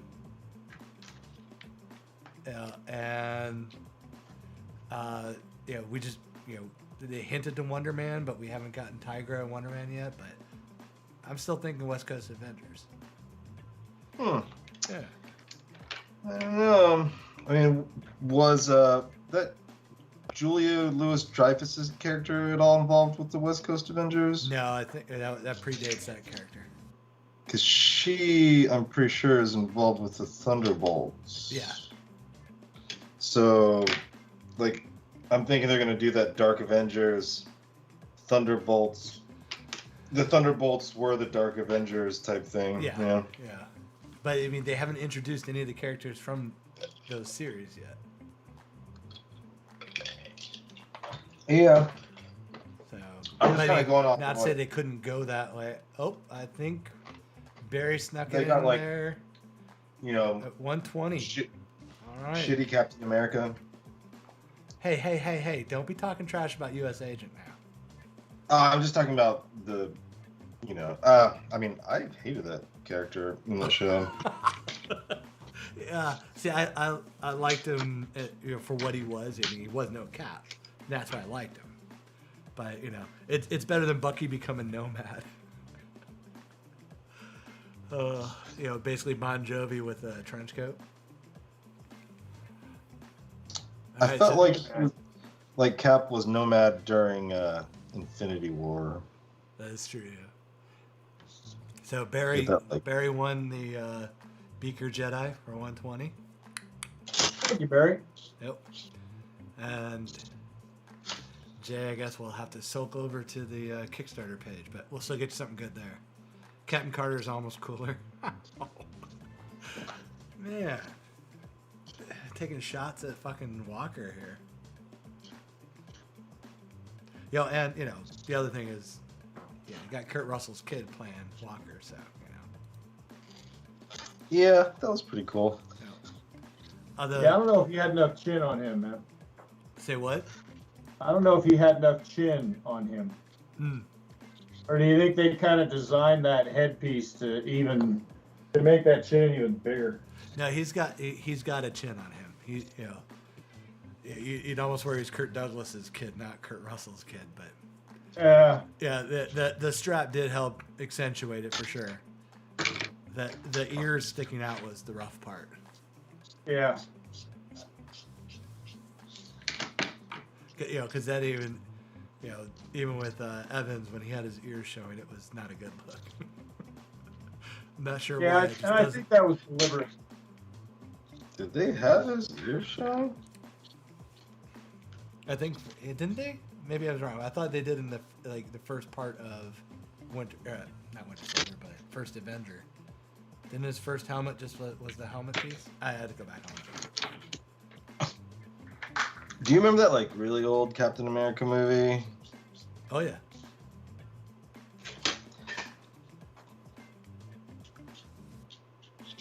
I think that's the best version of the costume on screen. Jay's gonna clear shield. Say what? With the clear shield. I'm not. I'm talking about the '80s movie where he's riding a motorcycle and. Right. Yeah. Yeah. Because they had the TV show in the '70s, but the movie itself with the clear shield. Yeah. Well, because was it the '80s or was it the early '90s that movie came out? Because for me, I remember when it came out, I couldn't help but think the fucking clear trend is affecting this, because remember we had clear Pepsi, Zima, all that bullshit, and then the Captain America movie came out and had the clear shield, and it was just it's the stupid clear effect happening to everybody. That went away pretty quick. Say what? That went away pretty quick. Not quick enough.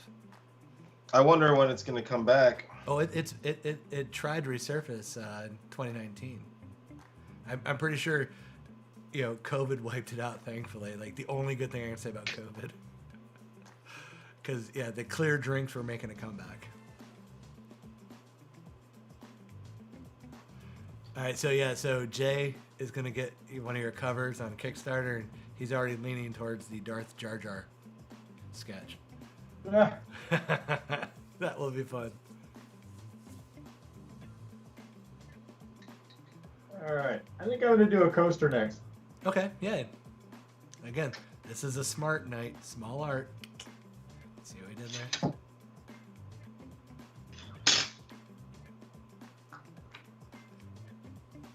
I'm digging your Raven piece, man. The eyes are...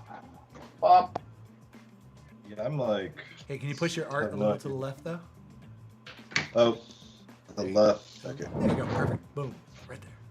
Nice.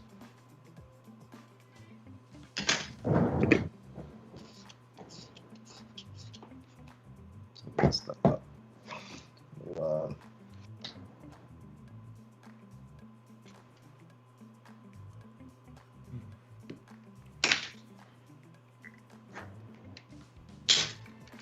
Yeah, Larry, we'll have to have you on one of the. There's this movie on Shudder called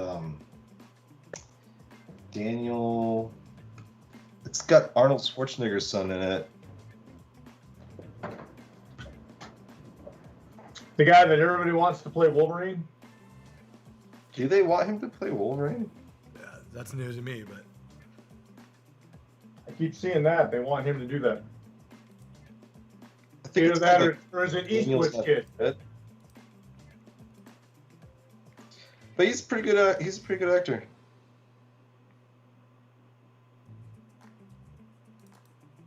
It's called Daniel Isn't Real. But yeah, I was like really surprised. He like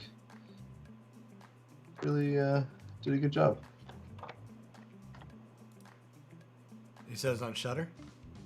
Yeah, it's pretty good little horror movie. Wait, Little- it's a horror movie on Shudder? Yeah. What? Who'd have thunk? Did you ever go watch that Psycho Gorman movie?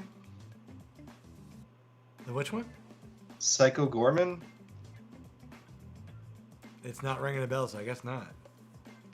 I think it might be the best movie I've ever seen.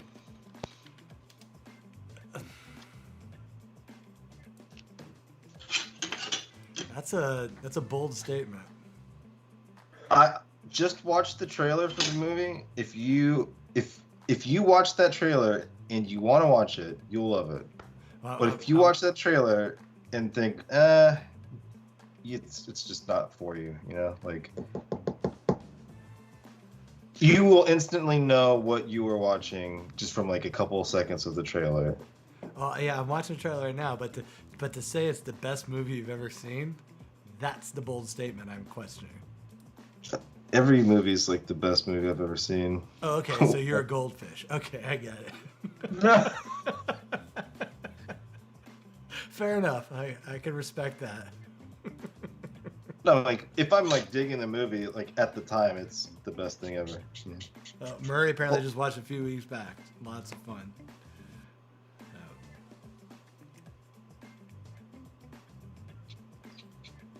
I needed that movie when it came out. It came out at the perfect time. Barry said Megaforce with a bunch of exclamation points. I'm not sure. Megaforce, yes. I'm not sure if he's saying that's that's the best movie he's ever seen or what. But yes, I have watched Megaforce more than once. That's one of those just reeks of the 80s. I saw that in the theater. Oh man, that was a VHS for me. I did not see that one in the theaters, but yeah, that was because that was like one of those where like, how can we get Star Wars, Battlestar Galactica, and Mad Max all into one movie?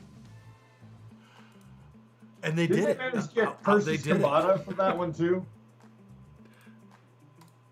Murray saying Psycho Gorman's better than Citizen Kane. He knows what he's talking about. Yeah, I'm gonna call BS on that one, but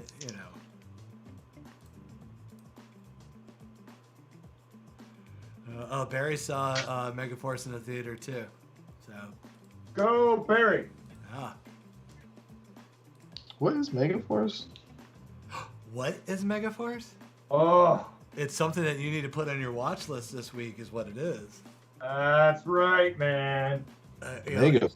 It literally is like someone decided, like, let's take the most popular sci-fi and mash it with Mad Max, and let's make that movie because it has everything from the thin headband,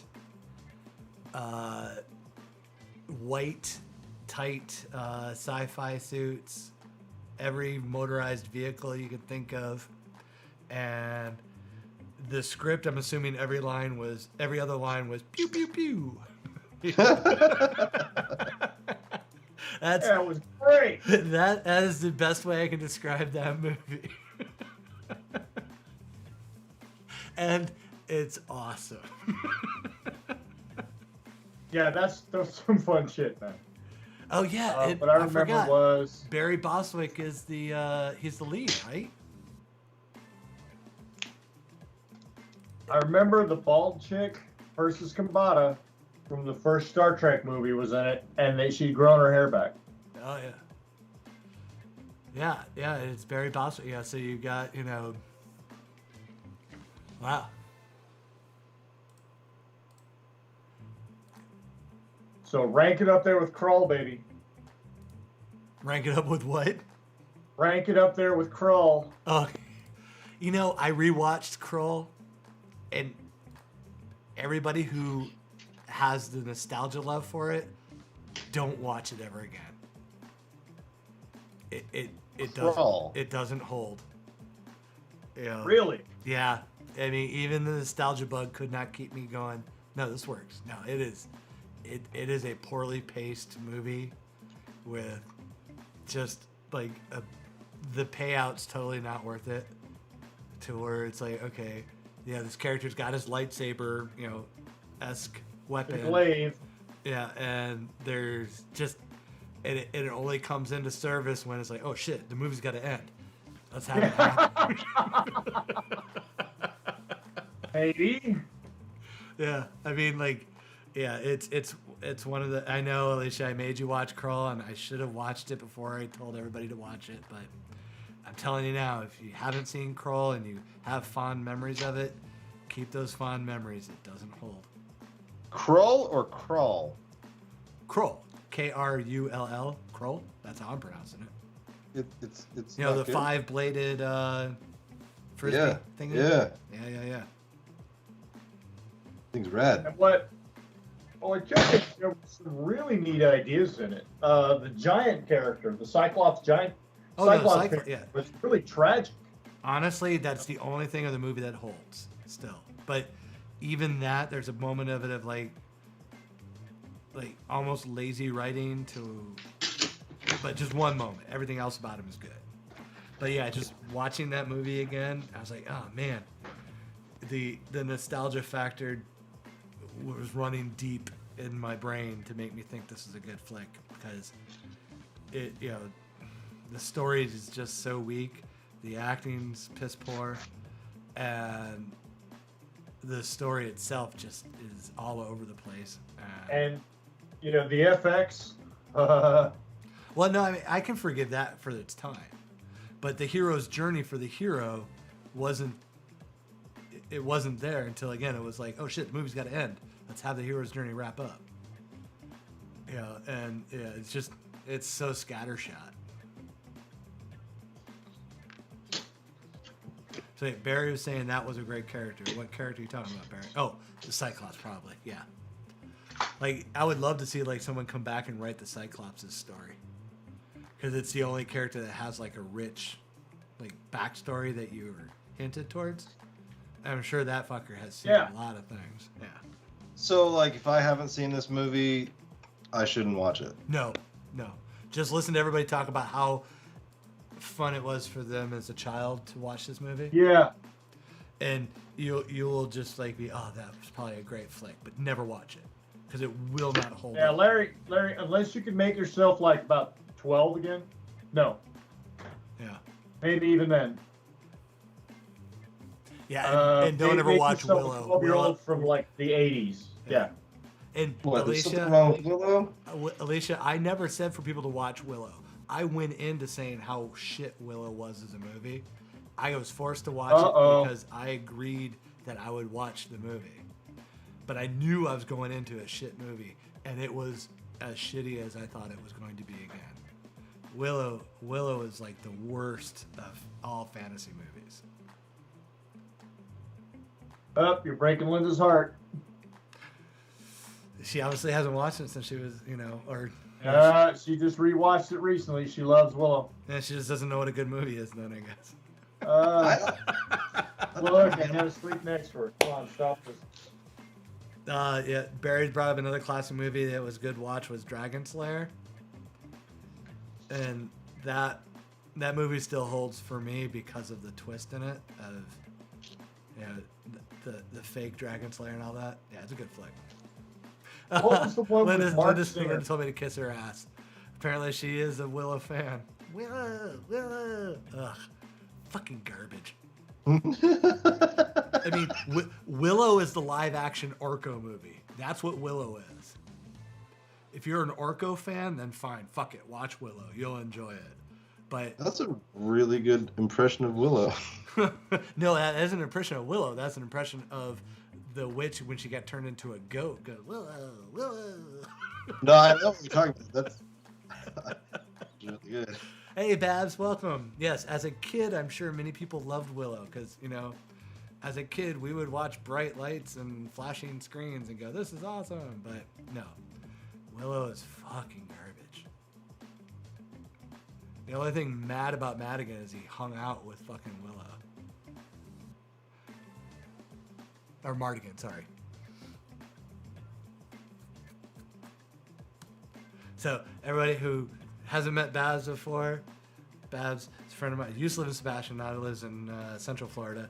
But she is the one that brought the Stan Lee exercise book to my attention. So, she will be responsible for the Things Are Getting Sketchy exercise program coming out soon.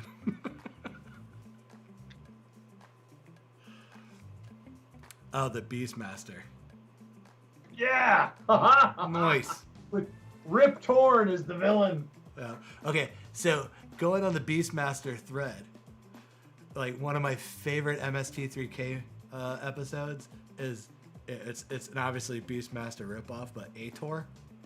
Yes. Mwah. You just don't get a better episode, and the fact that the newer versions did the Ator first movie, which I'm blank, it might just be called Ator. They're not cave dwellers. But, oh man, almost as good as the original rip on fucking Cave Dwellers. Love that fucking thing. Yeah, Mark Singer, Tanya Roberts, and Rip Torn. It's a good flick.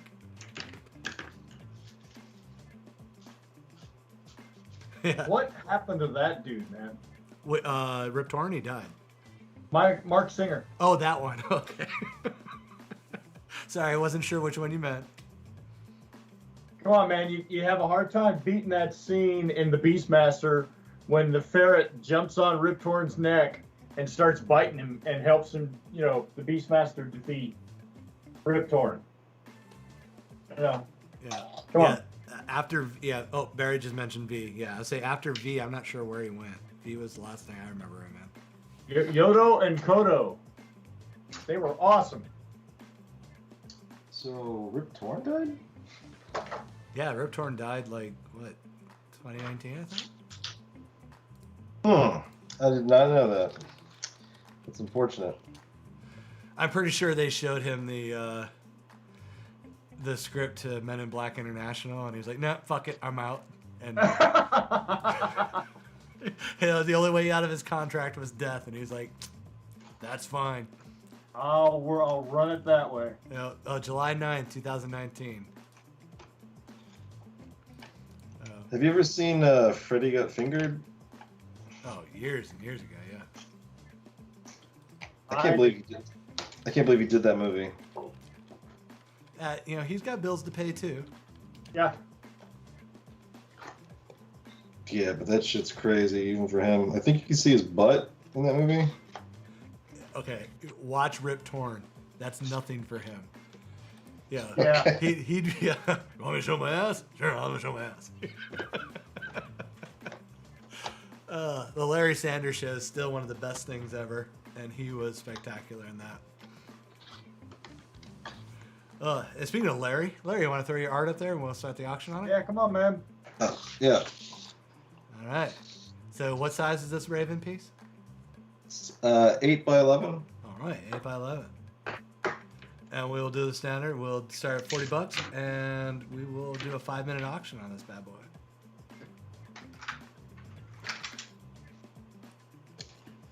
Oop, there we go.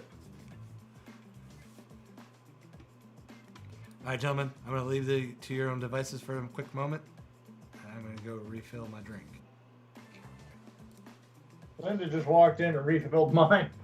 Tell her to come down here and finish my drink. Did you get another daiquiri, or are you, Yep. Nice. Yeah, I'm going to need to hydrate and suck down a bunch of vitamin B. I don't want to wake up in the middle of the night with peanut head. Huh? What was that? Then I'm going to need to hydrate and suck down some more vitamin B. I don't want to wake up in the middle of the night with peanut head. Peanut head. What is that? Hungover. It's not that good. What is it? It's a Defusky freeze. It's a what? Defusky freeze. I sit corrected. It's a Defusky freeze. Whatever that is. See? That's what a Defusky freeze looks like. Hmm. And judging by my diction, I've had too many of them already. All right. What do we got on screen? I'm just going to do a Venom coaster. In case anybody can't tell you.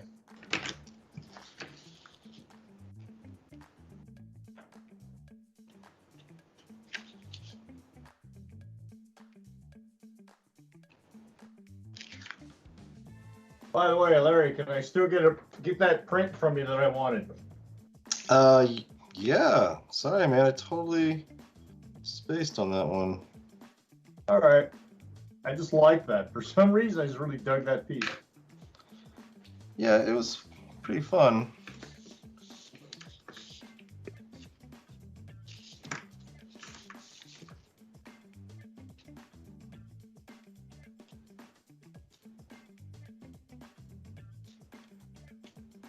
And I still have Du Hast going through my head. Damn it. Oh well. It'll be all right. So what are you going to do for your next piece, sir? I have no idea. How do you feel about Muppets?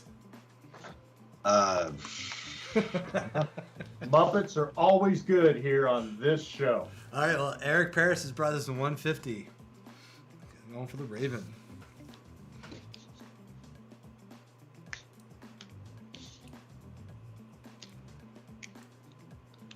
We got 2 minutes left. Muppets. All right. You know, I'd have to like look up the different Muppets.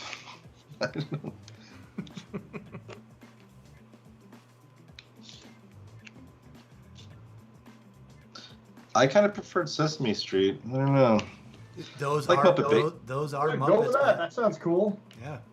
Is Sesame Street technically Muppets? Yeah. Yeah, Muppets. Yes. Muppets are Jim Henson. Like, But like, Brand. Kermit wasn't on Sesame Street. Kermit was on Sesame Street. Really? Yeah, Kermit was the reporter. He used to have his little bit where he would report the news. Okay. Like the field reporter. Yeah, Kermit was the only crossover. Yeah, I'd say that like, Muppet Babies maybe. That was Fuck pretty- off. Oh, don't do No, Muppet baby. that is the one thing I will not allow. I will kill your fucking feet if I see a Muppet baby showing up. No Muppets. No Muppet babies. I was like that demographic. You I know, don't when- care. Ugh. Way to go, Stefan. Shut that shit down. Fucking hell, Muppet babies. The worst decision ever made from Henson Studios. Because it just caused a deluge of stupid other baby bullshit. And we still have dumb baby bullshit. Come on.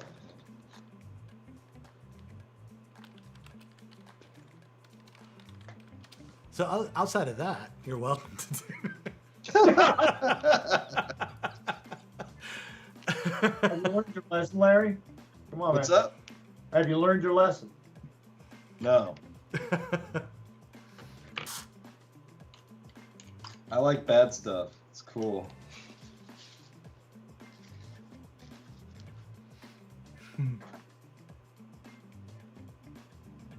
Yeah, you can like what you like. So, and I just wanted to clarify too in the we did sell. Sorry, I was too busy. So I think that would be to Eric for 150. Awesome. Yeah, and just to correct, I forget who said it, Alicia. Robin never made it on Sesame Street. Robin was a Muppets show original character. There were other frogs on Sesame Street and smaller frogs, but Robin specifically was only a Muppets show and movies. Was that like the little like young frog? His nephew, yeah. Poor kid.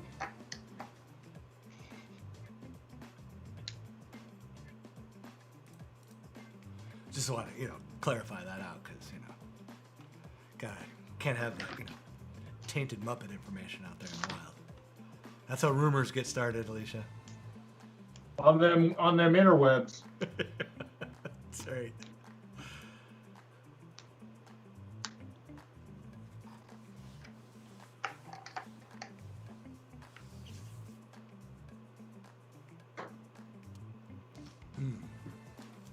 Was it Babs? Was the Christmas special a Muppets Christmas special or a Sesame Street Christmas special, or a like? What are we Hanson's drinking Workshop? tonight, Stefan? I know I'm pounding them down tonight. I got to be on camera and hosting. I have to have that liquid courage going. Well, we had a rocky start. I'm sorry. It's expected. That's people knew you were on the show, so they knew we were going to start 15 minutes late at best.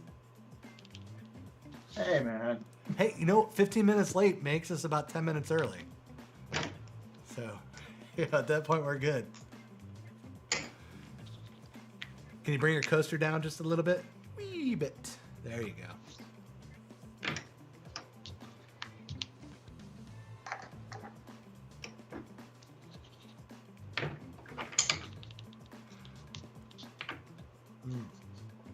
Is that Moon Knight you're drawing, or who's that?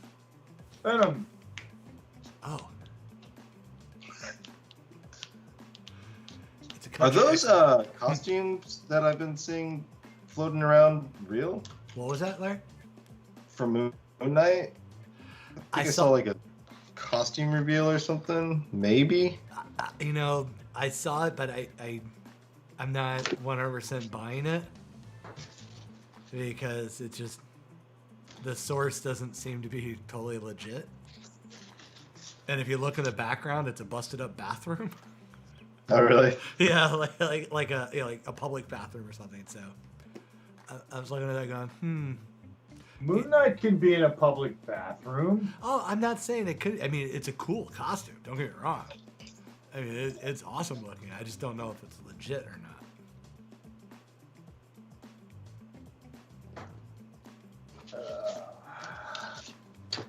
Wow. Okay. So Bab says it's the Country Xmas special where they go to Fozzie's mother's house in the middle of a blizzard. Not sure why she remembers it, but it really sounds like they took like the Star Wars Christmas special and just kind of rehashed it for the Muppets.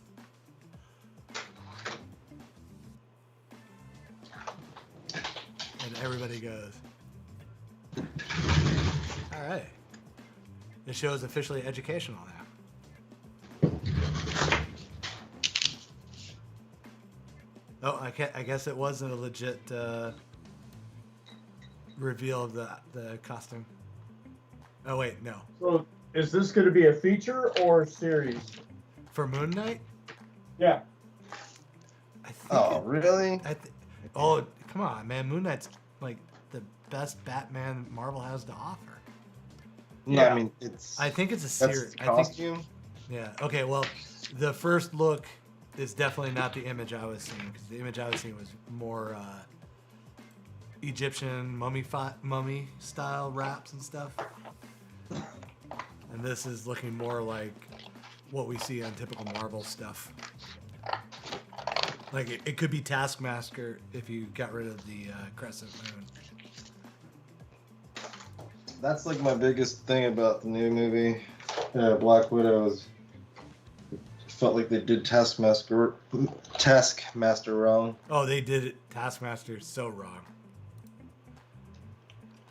That was one of the reasons why I was not super interested in going to see it right away because one, it's a prequel, and two, I knew they're gonna fuck up one of my favorite villains.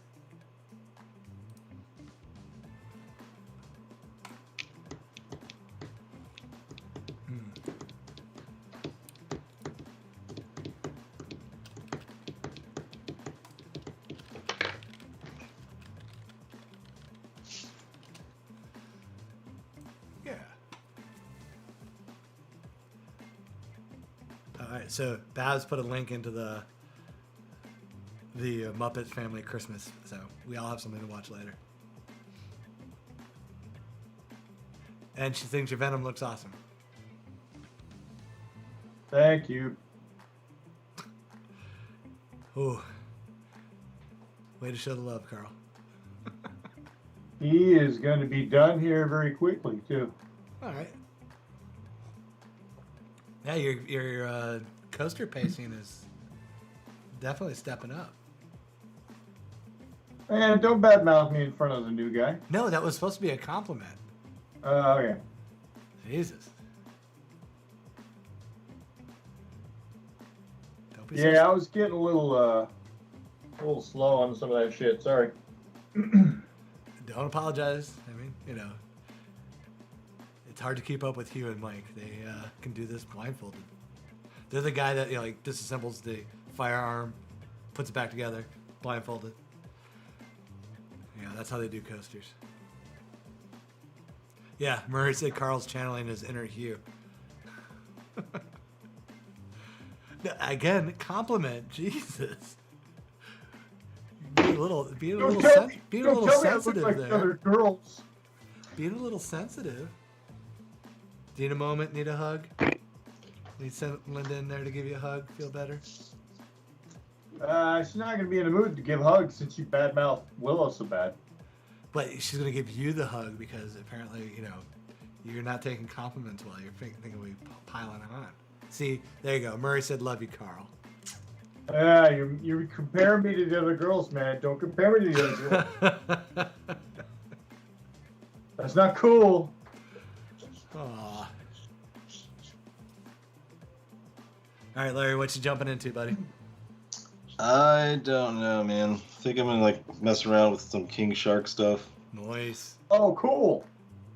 Yeah, it's funny because I actually got into a conversation with a buddy of mine where, like, for some reason he drew the line at King Shark. Like, that was, the anamorphic shark was too much for him to accept. I'm like, motherfucker, you are okay with a talking raccoon, a talking tree, a crocodile, but yet the shark is where you draw the line. What I like is Stallone is the voice for King Shark. Oh, and he does a great job at it, yeah. I'm already down for that. That's great. Yeah, yeah. Every time I hear him say "num nums," I just fucking giggle. You know, did you watch the Flash show? What, like the to a original, point. or Wasn't there a King Shark on the Flash show? Yeah, they had King Shark on there. Yep. But he was like a super, like, you know, ripped, like, you know, different, you know, not comedic. type No, thing. he was a villain. I mean, he was. Yes, he wasn't comic relief at all. I mean, and quite honestly, like, he's not fully comic relief. He is comic relief to a point because, you know, it's King Shark, and they got Stallone voicing him. But they tone him down through a bit of storyline, like to convince him not to fuck up the rest of the group, because he's straight up ready to eat Ratcatcher at one point, because I'm assuming she has mono or something because she's constantly falling asleep. So they wake up at the camp and he's got her about to be, you know, engulfed, and she convinces him that, like, you wouldn't eat friends. We're trying to be your friends. So, all right. So that's why they keep going throughout the movie. King Shark, num nums, and he just goes fucking buck wild on whatever they call num nums. So, yeah, and it's like, okay, so they made it work to where they still kept him as vicious and violent on everything that wasn't the four people trying to be his friend. So, but with just enough, you know, dumbness and Stallone playing it perfectly with the voice. Like, you know, the whole num-nums. Yeah, it actually worked. I mean, because I was concerned they were going to dumb him down too much. But again, he's a shark. So, not going to be a rocket scientist for sure. But it worked. That's cool. I'm surprised. Yeah, I mean, there were some things I was nervous about. Like, I wasn't 100% sure like Polka Dot Man was going to be pulled off well. Because, Yeah.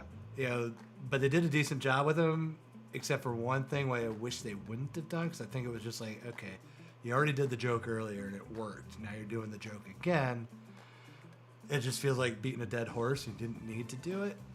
But, and the funny part is I kept confusing him before I saw the movie with, like, Spider-Man had a really bad villain called Polka Dot Man too, I think, right? The guy that could throw like the black dots around and Portals? portal. Yeah, they're basically portals. That's So yeah. I kept thinking he was him at first, but then I was like, no, wait, that's Marvel. So this is a character I'm completely unfamiliar with. Love the actor playing him. And, like, they never really fully explain his powers, but his powers are like, okay, it's kind of cool with, you know, a huge flaw to it at his own personal expense.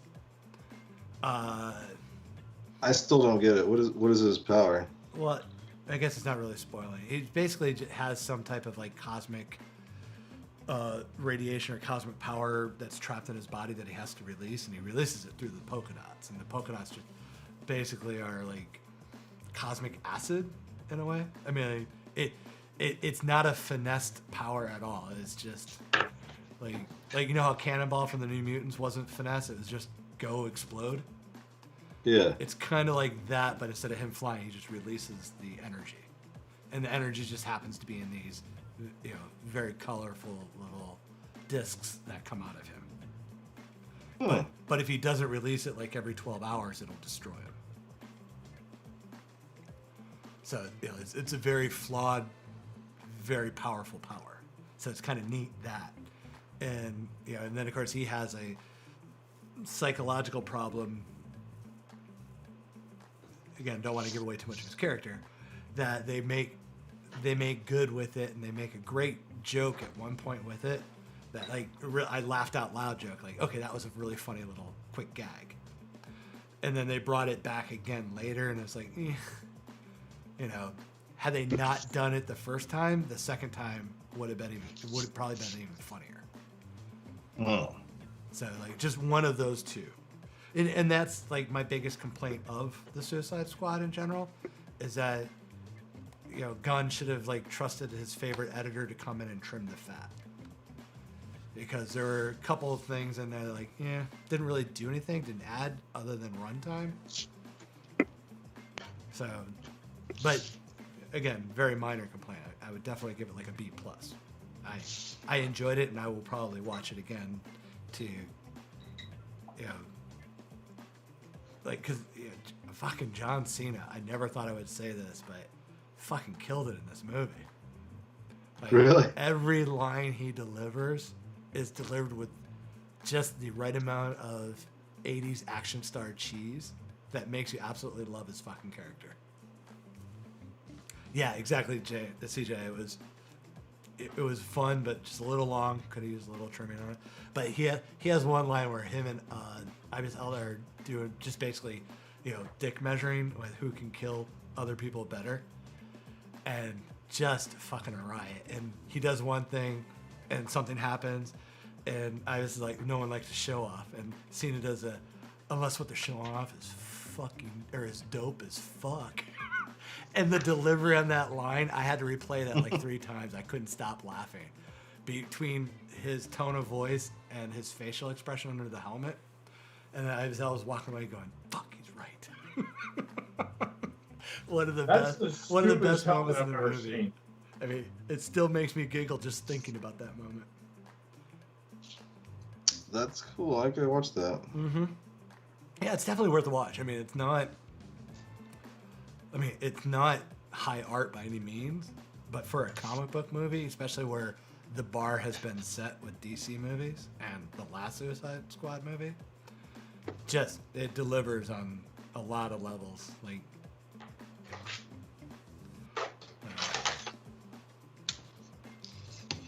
wait, oh, got something going on here. Oh, I think there's something. Murray's asking Alicia to name 7 better Ron Howard movies. I'm trying to figure out what he's claiming as the best Ron Howard movie. Because if we're still on Willow, there's going to be a lot of people I'm going to have to slap when I first meet. Because Fuck off with Willow. Was the Ron Howard movie, the Formula One movie, any good? Formula One movie.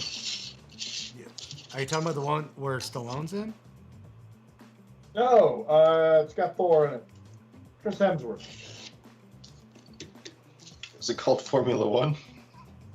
No, I couldn't tell you. It was based on a four-reel rivalry in the 70s with two Formula One drivers. I don't know that one. There was a French driver. His name was Nicky Lauda. I don't remember what Hemsworth character's name was. I'm getting lost in the fact that Murray's saying Willow is the best Ron Howard movie, and Babs is countering with The Grinch.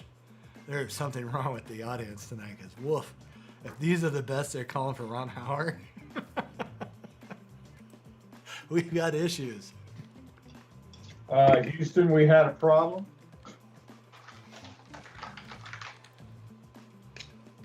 I mean, these aren't even best Clint Howard movies. Not about Ron Howard.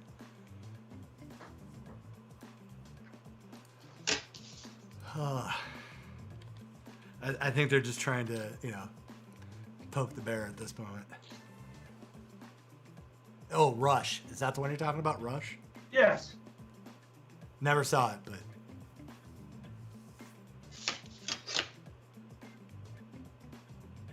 And he also did a redoing of Moby Dick that was supposed to be pretty good.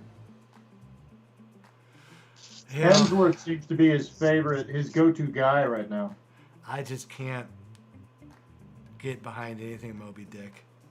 I had to read that book in high school, and goddamn, one of the worst books I've ever read in my life. Herman Melville wrote a chapter on clam chowder. I mean, how boring is your life if you can write a chapter on clam chowder? Ugh.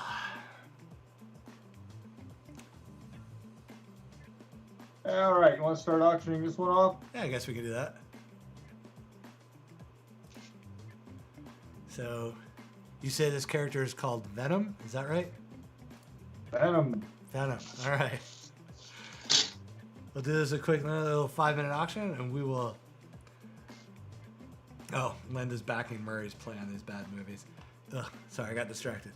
All right, 5-minute auction, and we'll start the bidding at, since it's a coaster, we'll go at $10. Yep.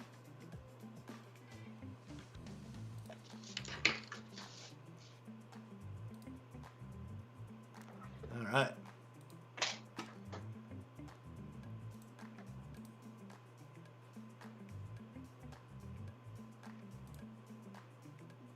Man, these coasters, they suck my pens completely dry. Yeah. Yeah, I think I remember hearing Mike saying that about the coasters. They do absorb a lot. Almost like drawing on paper towels, man. Oof.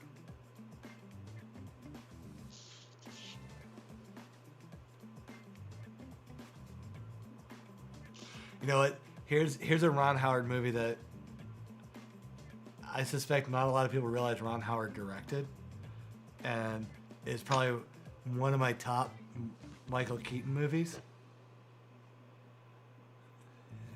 Care to guess what movie it is?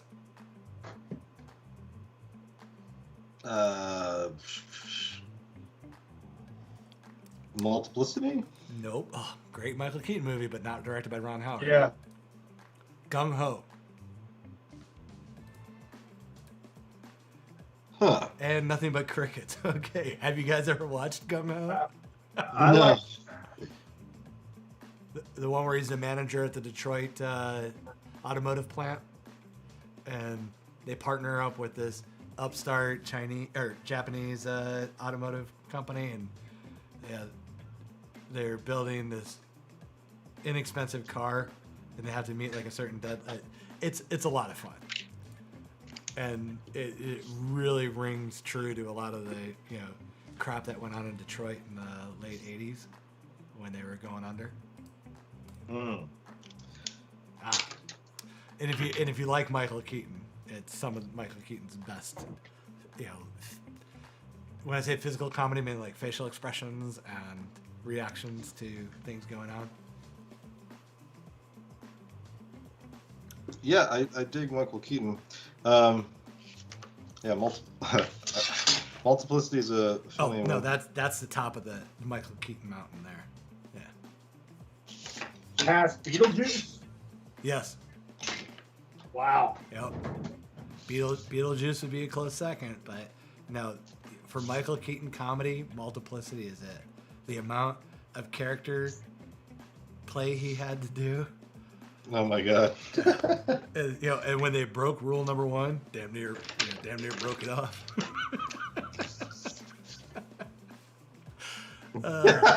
Yeah. Yeah, we kind of bent rule number 1. Damn near broke it off. Man. Yeah, there's so much good in that movie. I can't remember how he deals with the issue. He realized that that's where he fucked up because he was ignoring his family.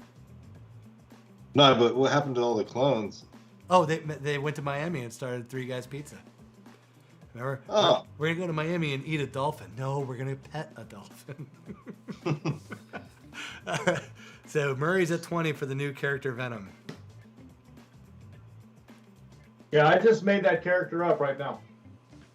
Yes. And yeah, you should probably do a book on that. That's a cool looking character. Yeah. Yeah, The Founder was a good flick with Michael Keaton for sure. It'll give you an entirely new hate for McDonald's, that's for sure. We are coming up on a minute.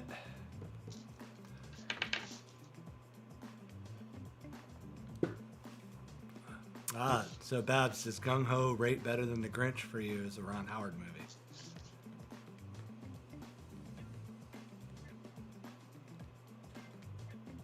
I have not seen the Venom movie at all. Was it any good? It's okay. It's not great, but It's not bad. yeah, you won't be disappointed for a one watch. That's for sure. All right. Yeah. It was one of those that they could have done so much better with it. They were just not willing to give it an R rating, which for Venom, give it an R rating. Yeah, just go fucking ball. But it just became the CG fight scene mess at the end, like most superhero movies tend to be, to the point where you couldn't tell the one character from the other because they're pretty much the same character. Yeah, they're doing it again. Yeah. Well, at least this one's red. So. Yeah, I know. I mean, but who else is Venom gonna fight if they can't have Spider-Man in it? Yeah, fucking. So it's gonna be just another symbiote. This one just happens to be red, thankfully. So you'll be able to tell a little different. And they gave Woody Harrelson a better wig than that. Yeah. Oh, yeah. that's such a bad. Okay, so Barry got this one for 20. I feel like he totally could have handled that wig though. Totally. Well, could've no, I rocked. mean, they could have given him the curly red hair. Just that wig was so fucking, Party City cheap.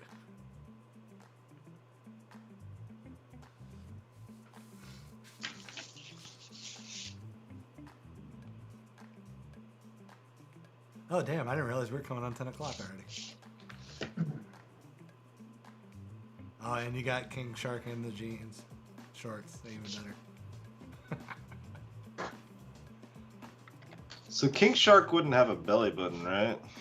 No. No. Sharks are born from eggs. Well, see, that's the thing is he is a shark god, but so he I know nothing about. Well, yeah, I about mean he's a shark shark. god taking a manifestation on Earth's plane, so he is kind of humanoid, but I don't think he was actually birthed from anybody. So yeah, I don't think there would be a belly button. Unless they glued it on.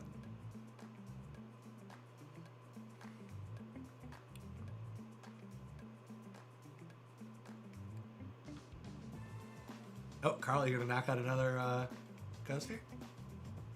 Yeah. Go, man, go. All right.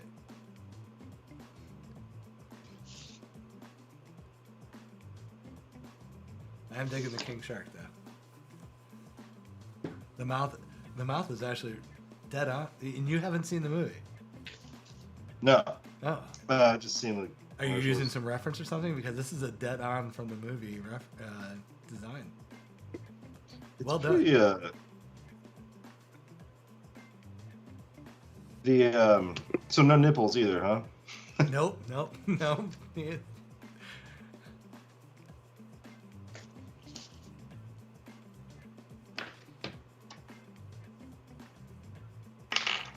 No nipples. Yeah, I know they're just limiting you on everything you do. No. Don't know how It's all no, man. No, Taking away Larry's trademarks. No belly button, no nipples.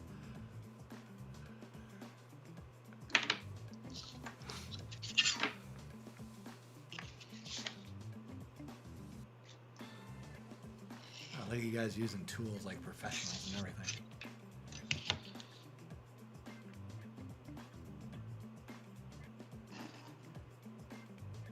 All right, so Yeah, CJ you should brought up definitely- Bruce Willis and Die Hard. They're talking about casting, like, you know, everyone, Bruce. everyone originally thinks poor casting, and it turns out to be awesome. You know, like Keaton as Batman. So, Die Hard, Christmas movie, yay or nay? Yes. I guess. Larry, you're not on board right away on this one? I Again, it's okay to be wrong on this show. guess it's a Christmas movie, sort of. But not? Yes? No? I mean, do you, like, is it, straight up Christmas movie or not? It doesn't have to be one for you, but, like... Yeah, I guess so. All right. I associate it with Christmas. Because it is a Christmas movie. But, I was willing to allow you to, be incorrect if you wanted. Like, does Christmas really deserve movies anymore? But yes, it needs Die Hard, Headless Horseman, Lethal Weapon 2. Lethal Weapon 2, and The Ref. Okay. Are you not I familiar, haven't- are you not what- familiar with The Ref? No. Is that Robin Williams? No, Dennis Leary. Okay. So what, Christmas Carol doesn't make the list for you? No, not really. Yeah. Oh, and we forgot Gremlins. Gremlins, of course. What about, what's that movie where the kid shoots his eye out? Never seen it, but I know you're one you're talking about. Christmas Story. That's awesome Christmas movie. Never seen it. I mean, No interest in seeing it.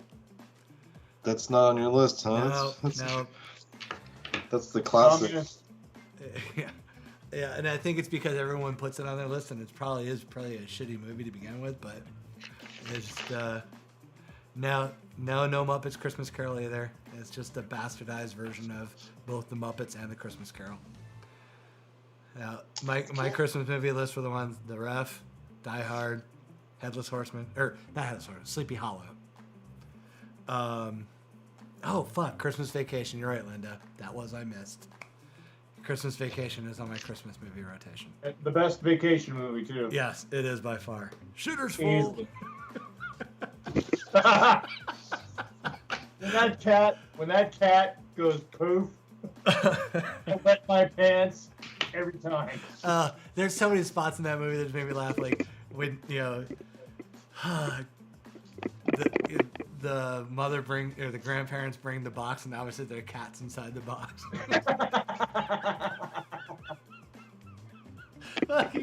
Or when they eat the Jello mold and there's cat food in it, and it crunch.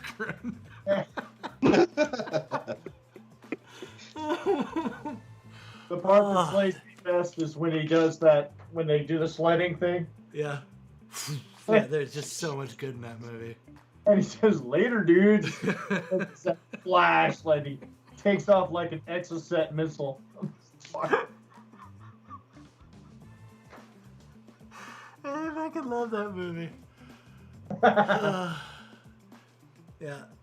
And I've got a friend of mine, Haley. She's like the biggest Christmas Vacation fan. So every year for Christmas, I get her something yeah, Christmas Vacation related, because got her the moose mugs for the eggnog. Ah! I actually gave her bought 12 different jellies, wrapped them up, created, put it in a box, and found You get a Jelly of the Month Club? found a certificate for a Christmas Vacation Jelly of the Month Club somebody made, printed that out. Yeah, and to her credit, she waited till the first of every month to open up the jelly and posted a picture of it. I'm like, this is fucking awesome. But the best part was December was like KY. It took me forever to sit on that joke waiting for her. I'm like, oh my gosh, she's gonna wait a full year to open it up. It was the best.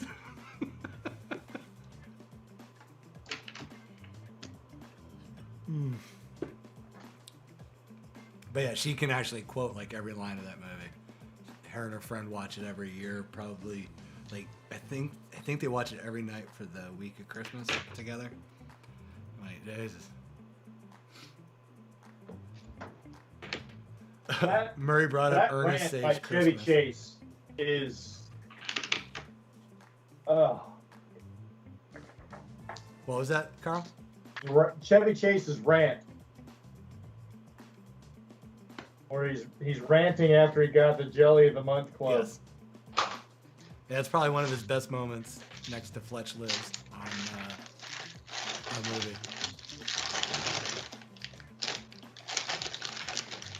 Oh man, my fucking sides hurt from laughing that hard. I love that.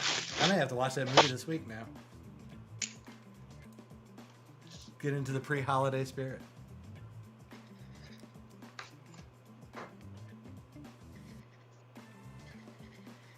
And the fucking squirrel in the tree. I think we're just gonna turn the rest of the show into me, having memories over Christmas Vacation. Since you guys aren't gonna talk anymore. I can't remember the last time I've seen the movie. What? Oh man, Larry, come No. on. You're I'm just Hell, saying. even the animated opening is awesome. I'm just being honest. disappointing us on so many levels, man. Hey, we can't have Larry on the show anymore. Oh, we got to give him some homework to do. Yeah. Something, man. Something.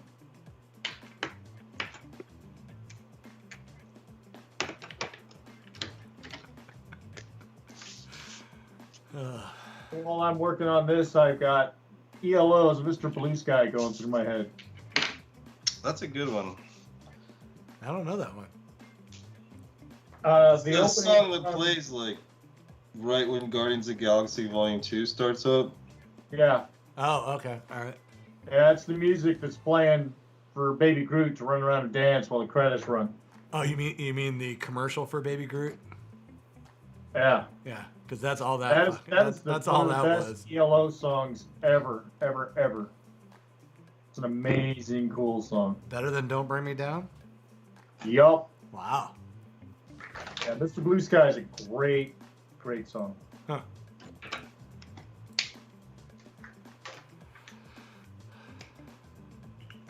All right, Larry, you done with King Shark there? Yeah. If I only had that Baby Shark song queued up, I would play it. Oh, Ah. my God. Don't you do that? Actually, the only reason I know that song now is because of Ted Lasso. Because one of the characters changed the lyrics to his name, and I didn't realize that's what he did. I was like, God damn, that's infectious. And then I found out later that it was the Baby Shark tune that he changed the cheer to. Oh. That bump, bump, bump. Yeah. Anyway, I won't. But I'm so glad I didn't know what that song was until I heard it. That is obnoxious. All right, so let's do this quick little burnout auction here on King Shark. Do another 5-minute auction. And we'll start. What size is this one, Larry? I don't know, man. It's like 5 by 8. All right. See? Tools are good. All right, we'll start this one at $25. 5-minute auction.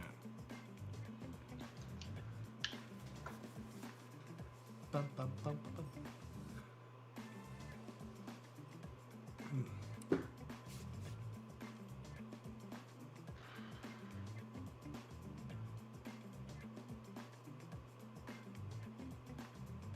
All right, Murray jumping in with 30. All right. I really should not drink this much when I'm doing the show. I am like glazing over hard. This is why I need Justin here. This is a So, like, did they continue with the National Lampoon's movies just as like a series, not involved with the Griswolds? They did one, I think, that actually focused on Cousin Eddie, and it was a complete flop shit show. And I think that was like the last one they ever did. Because, like, you know, the Las Vegas Vacation was not a hit. And then they did the one with Cousin Eddie, and of course, yeah, it just didn't hold. Because you really need the Griswolds. Yeah, he's not gonna hold an entire movie by himself. No. Was Cousin Eddie, what's his name? Dennis Quaid, man. Dennis Quaid, yeah. Yeah, no, Randy Quaid. Randy, sorry. Yeah, the more crazy of the Quaids. Dennis is only sort of crazy. Randy's full on chewing aluminum crazy. I don't know, man. Talking about them star whackers and shit. And it looks like, you know, his wife is just as batshit as him. So, yeah, there is someone for everyone. Who's Randy's wife? I don't know. I've just heard that they're both together being crazy. Oh, well. Because they're convinced that there's some sort of thing in Hollywood where people are killing movie stars. He was going off on a rant about them calling them star whackers. Ah. Hmm. I think he's in Canada, I think. Check with Ruth on that. Yeah, I'll get right on that. I'm sure, you know, Ruth has got his finger on the Randy Quaid pulse. The pulse, yes, I'm sure he does.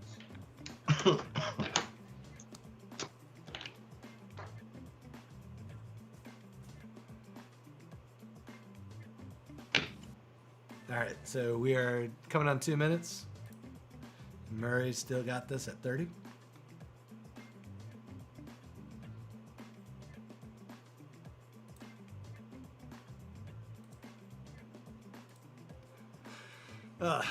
So what do you guys got planned for the rest of the weekend? I'm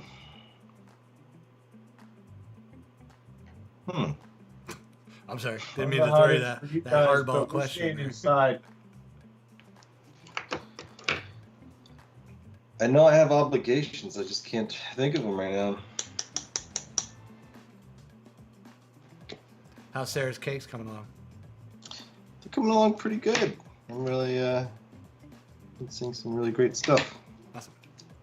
Did the last show she was on, did that air yet? We're not allowed to talk about that yet. Oh, whoops, sorry. Ignore me.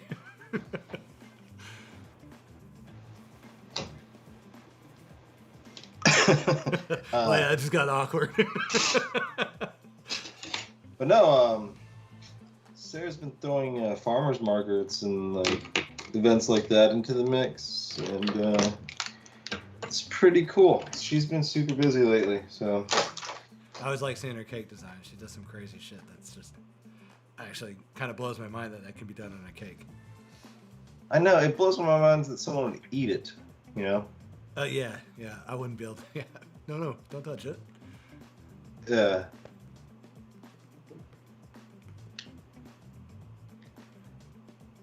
And what's her, So she changed her business name to Watts Cake Design. Watts Cake, okay. Yeah. There's just too many people with like a really similar name before. So. All right, we're coming down to 20 seconds left. Murray's got this at 30.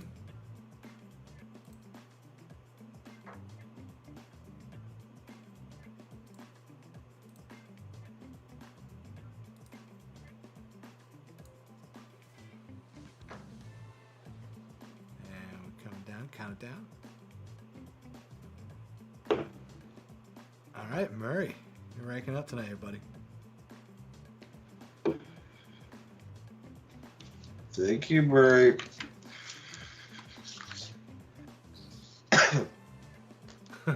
Murray's going to set up at the flea market to pay for his purchases. Nice.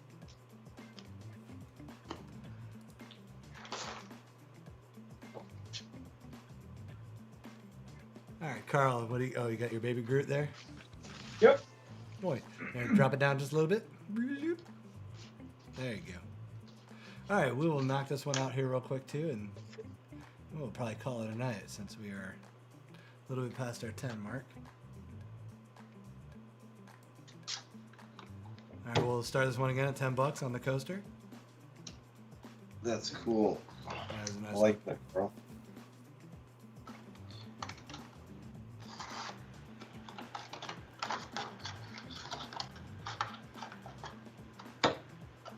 Look at that going. I want to do a Guardians character. I thought, what can I do kind of quick? And Baby Groot is what it is. Yep. You could have done just the stick and the, you know, Yeah. terracotta pot. You know, I could have done the scene where he's dancing and, you know,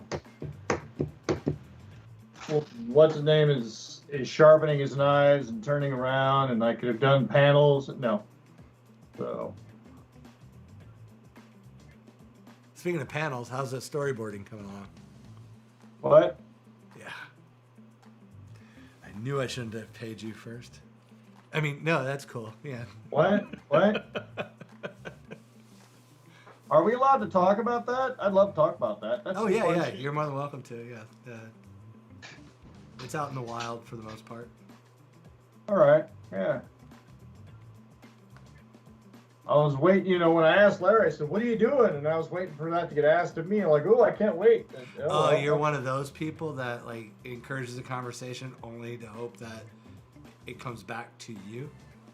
No, if it's going to make content for the show that's interesting to listen to, maybe. Oh, hey, Carl. You know, what do man, want- I totally should have asked you that, though. That's really Yeah, yeah, hard. fuck man. you, Larry. I'm sorry. No. Carl, what are you working on right now? Oh, I don't know.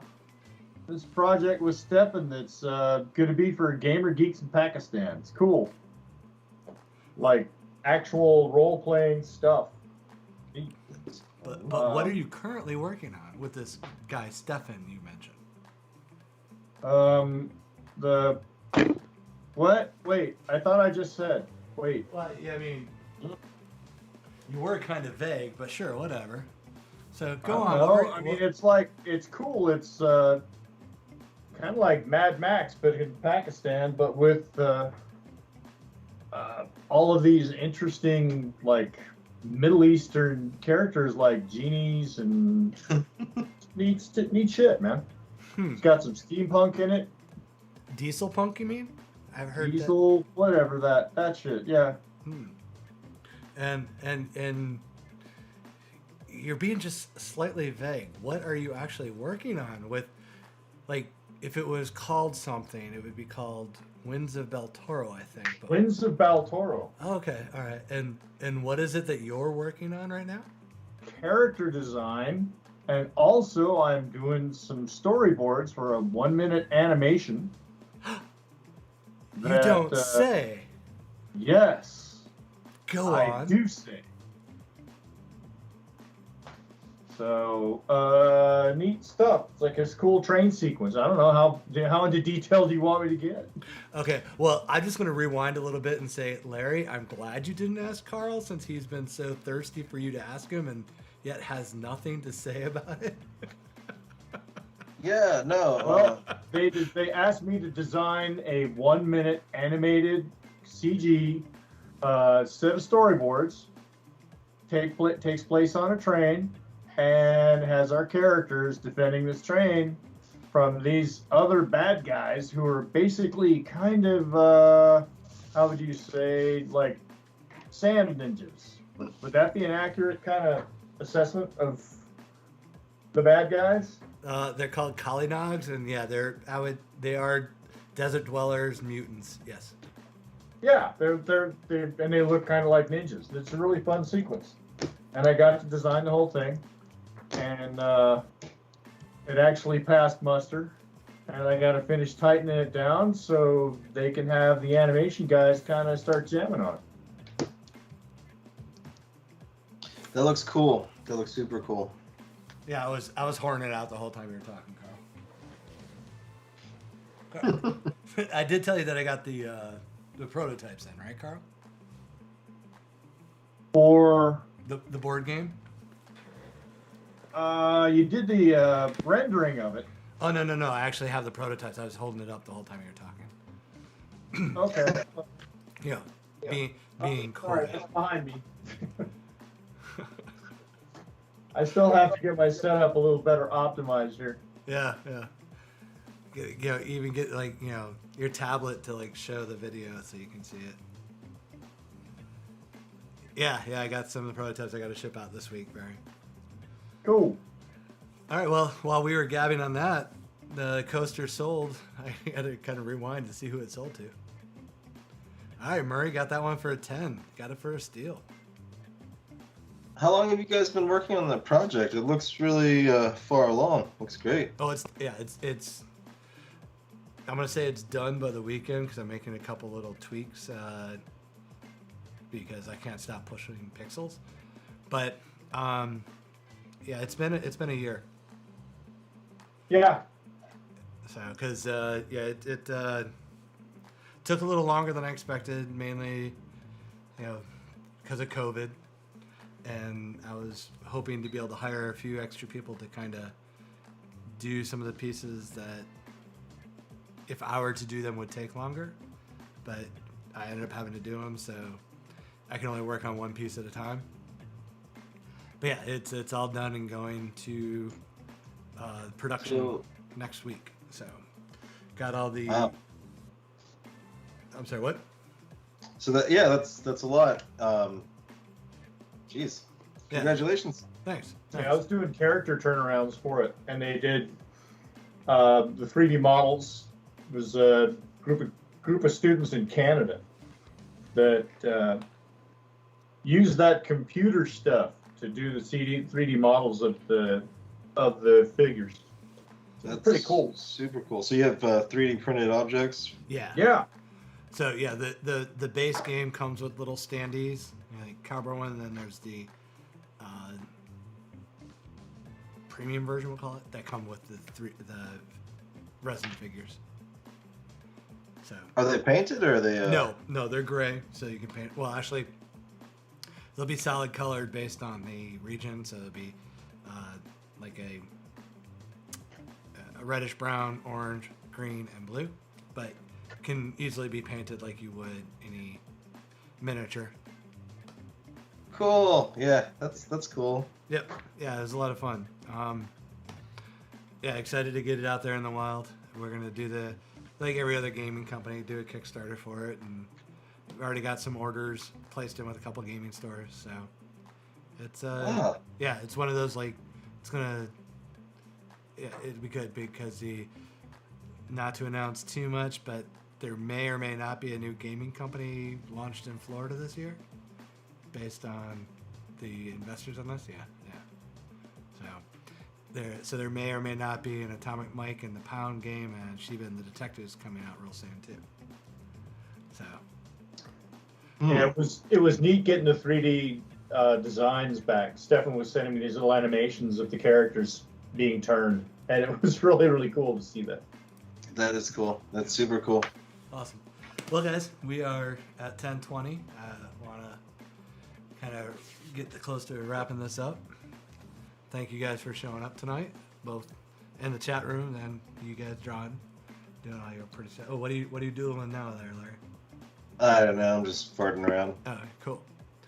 So, and again, everybody, thank you so much for jumping down on the Kickstarter. In fact, I need to go check that out. Do I need to update the stretch goals on this, or we're good? Next week, or 2 weeks, we'll hopefully have Justin back with us. Things may run a little smoother with the two of us. May not. We'll find out. But again, thanks everybody for showing up tonight, and we will see you in the group and see you in 2 weeks. So take care, All right, everybody. man.